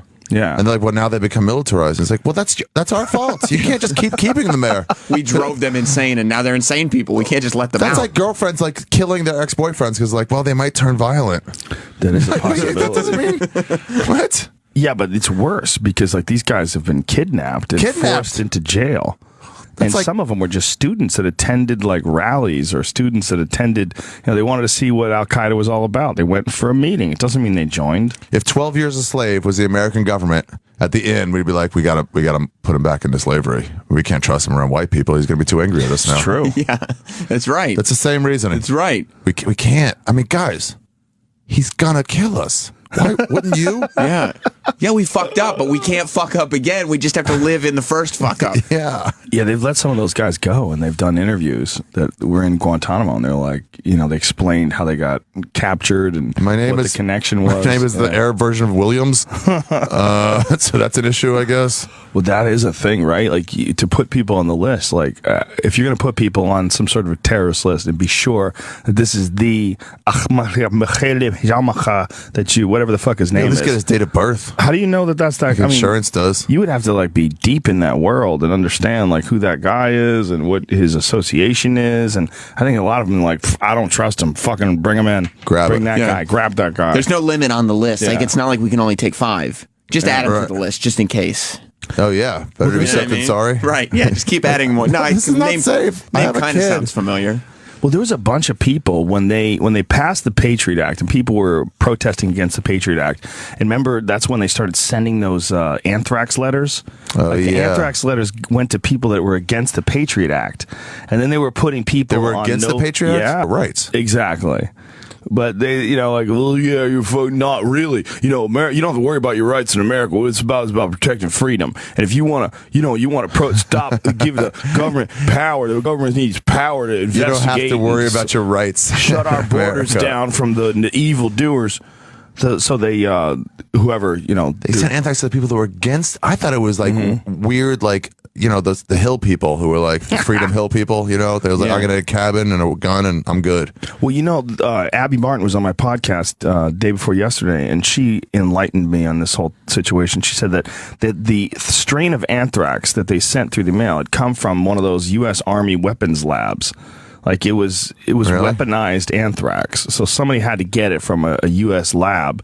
And the people that they accused of having it, one guy sued and won $6 million, I guess, because they were blaming him for the entire scenario. No, and then another guy wound up dying. They blamed it on him, and he died from Tylenol poisoning or something like that, which is weird for a fucking toxicology expert. It's all some frickin' twisted shit. I guess that's why it just kind of went away. Like, I'm so stupid. I just assumed, well, yeah, I guess the terrorists were sending out anthrax for a while. No. Like, there was never any real coverage as to... They never tied that bow up at the end of it. Like, oh, here's who was doing it the whole time. It could have been what you would call an extreme patriot. You know, a guy who looked at these people that were opposing what he felt was a very valid act. It was a time in this country where it was like you're with us or against it, and everyone got caught up in that emotion. Yeah. Fuck yeah. People would have the American flags in their cars. Do you remember that? The days after 9/11? Being in L.A.? Yeah, but it was like, I mean, I'm sure here it was way different. But oh, yeah. I mean, you could not drive around if you didn't have a flag on your car. LA, really? Yeah. In New York, yeah. I had a flag on everybody had a flag on their car. In the windows, like the ones that wave and stuff? Yeah. Yeah, and then when you hear the national anthem at like baseball games when they started, it was like brought you to tears. Right. Everybody had to stand up. And it's like, if you get caught with your hat on, get that fucking hat off your head. And you're like, guys, I didn't do it. Anthem. I didn't bomb the towers. By wearing that hat, you basically did. Yeah. I'm just from Puerto Rico visiting here. I didn't know your customs. Oh, Puerto Rico, huh? Where's that at? No, near Afghanistan? No, I'm sorry. Let me just hear. Is that out in the ocean? Please have a churro. People are peaceful. We don't have an army. I remember how nice everybody was afterwards. Everyone's very nice. That was what was weird. Look at this Jeb Bush fucker. Look at this guy. Seeks votes in New Hampshire. He's really going to do it. He kind of looks like the Bushes a little bit. He's one of them. Yeah. He's really going to do it. This guy's really going to run for... We're really going to have a Bush versus a Clinton. This makes me... All those fucking tinfoil hat wearing conspiratards, this makes me go, man, maybe they got a point. Maybe this is the Illuminati. Yeah. Maybe I mean, like, if they needed a fucking point, dude, it's a bloodline. You can't get out of this bloodline. Every single president is related to the same royal dignitary. Same lizards. There's some wacky theories that everyone's related. But meanwhile, everybody's related to Lucy, who's a fucking, like, they go back to, like... Who's Lucy? Oh, the first woman? The first woman, yeah. Lucy. I mean, you can go far back enough where everybody's related to somebody. Like 1 out of 5 Asians is related to Genghis Khan. Doesn't mean they're in on it. Really? You know what I mean? Doesn't mean they get the spoils of his conquest. It just means you raped your mom. That's right. Like, you're not special. Yeah, it's something like 1 out of 500 or 1 out of... some enormous percentage of people have that guy's DNA in it. And it's not necessarily a conspiracy. It's just a matter of people are stupid. So they're like, okay, I remember that name. He was a president. So that name can be a president. It's true. So I'll vote for another Bush because the Bushes can be presidents. See, this doesn't happen in sports because, like, if you're the son of somebody, you still have to compete, and if you're not scoring, they'll just bench you. Right. Yeah, like if Jordan's kid tried out for the Bulls, they wouldn't just let him be the captain of the Bulls. Right. Right. Yeah, he'd have to really be great. Yeah, he'd have to be something. But this is like 3rd time around for the Bushes. Yeah. 3rd time. Yeah. And all 3 of them sucked. But the first one didn't do 2 terms, right? No. Just did 1 term. And he's like the most respected of them. Well, yeah, because W was like kind of a fuck up. Well, but he was kind of a fuck up too. It's just we forget. Remember when he was on the cover of a bit? Bill Hicks had a bit about it, and been on the cover of a magazine where it said "Wimp President." Oh yeah, wimp, because he wouldn't go serve in the military, right? Yeah, I did. Wimp. No, he was in the military. He was actually shot down in World War II. He parachuted to safety on a hemp parachute. Really? Made out of marijuana. That's right, Chris Christie, you fat slob. You marijuana hating fuck. You hear that shit? No. Chris Christie said if he was the president, he would shut it down. Shut it down. What about Shut down Colorado and Washington State? Shut it down. You know what he wouldn't shut down? Twinkies. Hey, get the clip. He wouldn't shut down meatball subs. You can't? He wouldn't shut down any of the things that are killing people. Yeah, I forgot. I can be a producer too. 3. Oh, you can be a producer over there? Yeah. Wow, look at this. I love it. Yeah, we tried to get Anthony Cumia in studio, ladies and gentlemen. You did. We actually put him on the list, tried to put him on the list. You can't put him on the list. He's on his way over here. He is? Yeah, he's definitely en route. I mean, he was in a car this morning. What's he going to do? He's our guest. What? He's our guest here. We have a guest. Yeah, I mean, it's the Sam and Ari and Anthony and Joe show today. But he can't get on the list? Well, we can't, with the spelling of his current name, it's problematic. So we're seeking to see if there are workarounds. See if he can legally change his name before like 7 or 8? I don't think legally. I'm pretty sure downstairs is not a law office. I came in here last time and my license was expired. They're like, oh, do you have anything valid? I'm like, it's valid because it has my name on it and it was a government issued ID. I'm like, I'm not driving on it. So what's your problem? What difference does it make? Yeah. Just let me in. Sir, it's not valid. But not by your rules. Look at this. Chris Christie. I will crack down while in between bites of food. He's slurping spaghetti. Here's the clip. And not permit. On domestic law, you were a United States prosecutor for a long time. Yes, sir. Right now, we've got the states of Colorado and Washington flaunting federal law by allowing people to sell dope legally. If you're the president of the United States... Hold on, dope. These are such leading fucking questions and words. That's how those old Republican dudes rock it. This one guy raised his hand, not with us, but somebody else. It was a woman who was smoking during pregnancy, and he was like, "Why? How about we take you out the back?" And she was like 8 months pregnant. And he goes, "We'll take you out the back, beat the fuck out of you. Maybe that'll teach you a lesson." And then whoever it was, I forgot whose daytime show it was. He goes, "Well, it's probably gonna be worse for the baby than the smoking." And he was like, "All right, good point." My all-time favorite one was I was watching this. It was an episode of like Jenny Jones or one of those back before Jenny Jones got canceled, and she had this girl on who dresses too seductive, and the audience. Really? Yeah, some guy got up in the audience and he said, "It's all about your personality.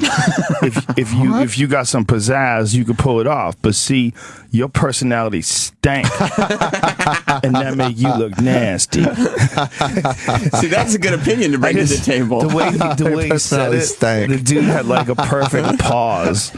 I mean, like no white guy is ever gonna pull off ever. He goes, "Your personality stank, and that make you look nasty." And everybody just like, "Oh, the insults. We'll be right back." Oh, they had to go to break. Got too crazy. Yeah, I mean that was it. That's it. Take us out. Your personality stank, and that make you look nasty. She do look nasty. That should be a T-shirt. Your personality stank, and and it not even stinks. Stank. Yeah. Your personality stank, and that make you look nasty. Remember that Sergio Love quote shirt I have? "Ain't no bitch gonna front me." You had a shirt that said that? "Ain't no bitch gonna front me, dash Sergio Love." It's like credit for the quote. "Ain't no bitch gonna front me." I wear it sometimes at the airport. I see people looking at me. I'm like, what? Oh, yeah. It's not going to happen. People never understand who Sergio Love is, but it seems like a great poet. Ain't no bitch gonna front. Yeah, exactly. You know, Sergio Love. Oh, is that the Spanish poet? Yes. No. Sergio Love. No, it's not. He is right now riding in Costa Rica. He has a bungalow on the beach, and he sits there, he drinks rum, and he writes beautiful verse. I love Sergio. Oh, I thought you were looking up. You're trying to look up Sergio Love. You don't. There's no Google for Sergio. He didn't have a web presence. Yeah, he just. I don't know. He never got that far. His social brand isn't out there. Yeah. He's just a comic that we knew from the Comedy Store. What was that in referring to? It's something he said on stage once, and Tebow was working at a screen printer at the time, so he's like, "I'll just make some shirts." It's just a life philosophy that he made like 10 of them. Ain't no bitch gonna front on me. Ain't no bitch gonna front me. Not front on me. Front me. Ain't no bitch gonna what front me. does that mean exactly? Well, let's break it down word by word. Ain't no bitch, which means bitch gonna front me. A bitch will. It's double negative. Oh shit! If you really want to, ain't no bitch means many bitches will front me. Yes, that's true. Yeah. It's tricky. It's in code. Yeah, he's letting you know. Yeah, it sounds like he's saying a woman will make me appear to be something I'm not. It's kind of a cry for help. It's a code cry for help. Ain't no bitch gonna front me. Right. He's like he's letting you know they're gonna just run over me. That's what he's doing. That's what he's saying. Sad words. Man, Sergio. You know, he was like crying out for help. It was hidden in his words. We didn't know. Hey, what if we just take this down? Just give him one of these. Yeah, why don't you just go give him one of those? The intern. Yeah. Is there an intern? Yeah, but they go get egg sandwiches. Don't get him arrested. He's already downstairs, so they've already seen him. So he's like, "Oh, I forgot." But the elevator guy hasn't seen him. The pass that I was looking for, it's right here. We don't know. They might have those little headsets that go, "The racist is here." That motherfucker is here? After all that shit he said? Did you bring his camera? He's trying to get in. He's taking pictures. He was up all night. He's up all night boozing, taking pictures. Sarah Silverman comes clean about lying to highlight gender pay gap. She fucking lied in that thing? What? I just thought she was wrong. What does that mean she comes clean about lying about it? What? Did you see that thing? No. So they're talking about the gender gap, the pay gap in gender, which, by the way, is based on overall income and not based on women get paid less per job. It's just because there's more female teachers and more male CEOs, but it's not if there's two teachers, they both get paid the same amount. That's not a real thing. The 75 cents on the dollar. Really? Yeah, that's overall pay for all jobs. And that is one of those parroted social workers things. Are predominantly more women than men. Mm-hmm. Nurses are predominantly more women than men. Are you trying to say there's not a problem with the gender gap disparity of that wages? thing they quote is wrong. I'll tell you that. Saying? Sarah Silverman lied? So Is she that what went you're on saying? and said, I did a set once. I wish I could play this. I did a show, and this guy, Al Martin, she named him by name. She goes, Al Martin, me and Todd Barry were both at the same level of fame. You want to play this? We're both at the same level of fame. Yeah, just play it. It just shows a lack of understanding about the New York comedy scene. The club owner, whoever, the employer that she was talking about, came out and said that's bullshit. Well, explain what she said. We're looking for the clip. She goes, we're both at the same level of fame. I did a spot, then he did a spot. He went on right after me. 15 minutes, 15 minutes. And afterwards, we're out there talking. He goes, oh, yeah, cool. I got my $60. She goes, 60. I got 10. And she goes, it's just ridiculous. And then I went back in to talk to Al Martin, and he goes, well, if you wanted a $60 spot, I would give you one. She goes, it's ridiculous that women won't get paid the same amount of men. I'm like, no. Just club owners they're just cheap. And some spots they pay, and some spots they call guest spots. Some spots they pay headliner status, some spots are openers. MCs make a different amount too. And it's just like, if you got paid 10, that's because you said you were willing to. At LOL, when I have to work out a story, I'm like, I'll take one of your free spots. Otherwise, they won't give me a free spot. Right. They'll only give me a $20 spot. Go ahead, play it out loud. And we were outside talking, and Todd somehow brought up that he, mentioned that he got $60. He just got $60, and I just got $10. We did the exact same time, back to back, on the same show. And so I went back inside, and I asked the owner, Al Martin, and I said, Al, why did you pay me $10 and you gave Todd Barry $60? And he, it's so perfect because he goes, oh, did you want a $60 spot? It was symbolic. I didn't need $60. I mean, but it's... What is this fucking music? Yeah, it's pretty shitty. I think the best person for the job should get jobs. But now that I see it, I wonder if she was even talking about the gender gap, or she was just talking about, have you ever made less money than someone? And then they just kind of took the clip. Because they did cut it right after that. Yeah, and they make it seem like she was talking about that. But she said she was lying about it. Yeah, but that didn't even seem like she was talking about gender right there.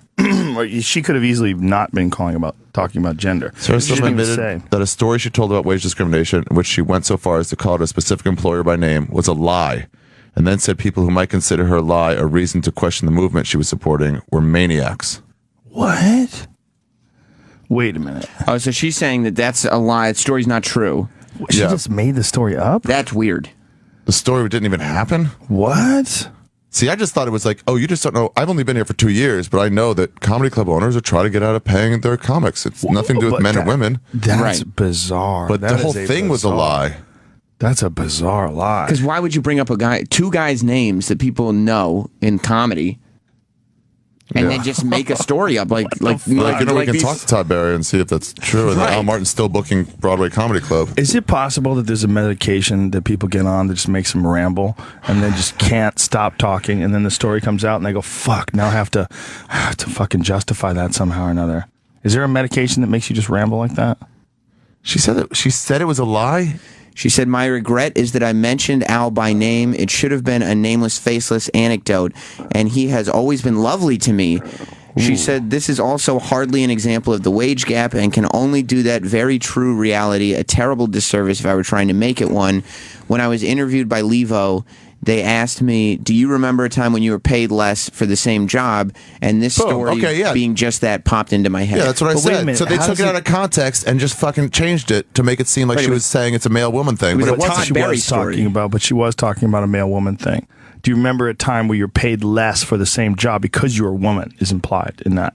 Yeah, but about the wage gap. So that is what she was saying. But I could see them going, do you remember a time you were paid less for the same job than someone else? And she goes, okay, how about this? And they put it in a story about the wage gap. Yeah, but I think they were talking about the wage gap.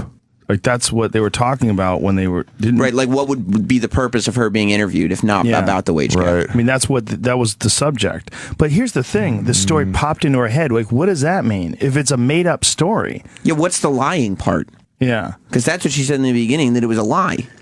What the fuck, man? Imagine being that guy and you have to hear that. Like Martin, I heard he was real upset and he had to get a publicist. I'm like, I didn't fucking not pay women. Don't say that. He posted something about it. All the comics are like saying like they're taking his side. They're like talking like, yeah, I'm a dirtbag, but not that kind of dirtbag. I just abuse comedians in general. Who is that guy? He works Broadway Comedy Club. I've never worked there. I don't know. I don't really know. I've never met him. So I wonder if it was a lie or if she just said it's a lie just to shut him up. Yeah, just to be like, down. I don't want to take any responsibility for any of it. Fine, the whole thing was a lie. Just leave me alone. Right. Yeah, and the problem is when you say something's a lie and it's that like, whoa, you lied about that?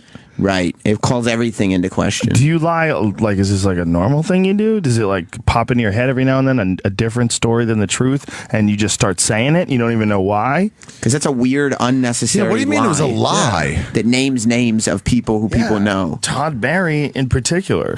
Right, everybody knows who Todd Barry is. Have you ever heard about a chick getting paid less to do a set at a club, though? I've never heard that anywhere. Unless it's like, there's the difference between some headliners, like one headliner who makes a lot more money because they sell out every weekend. Yeah, but as features, let's get paid $100 a set. Generally, that's a deal. $100 a set for features on the road. If the club employs you. Yeah, but if the club employs, yeah, exactly. But that's a standard. But that's not. There's no different. Nobody paid less or more than for that. It's everyone gets 100. Yeah, you might find someone who really doesn't deserve the spot, and the club owner gives you a shot and says, "I'll give you $75 a set." But it says status. It's just not if you like, make feature, you get 100. That's just the deal. That's just the deal. But not in all places. But I mean, they reserve the right to pay you less if, like, maybe this is your first time featuring or something like that. Like some clubs will do it. What's he doing? What are you doing? Hold on, I got one more plan. One more plan. All right. My God. Ari's going to get arrested. Yeah, he's going to go down and not come back. This is not working at all. No, I don't see it. I don't see it happening. The fuck? He's trying. Yeah, he is. I just thought the Sarah Silverman thing really perplexes me. Yeah, I wish you would get more into detail, but what was the lying part? Well, what did she say as far as like a statement? Like when it says Silverman lied or admitted she lied, like what are they saying? Because it's one thing if she says, "Oh, I remembered it incorrectly," or "Oh, in hindsight, I guess I was getting $10 because I was new," or whatever it is, but not just to lie. What's going on? Lie. I would like to see what she said. The problem is it's all just news stories. You don't really know what the fucking story is. Right. Well, that's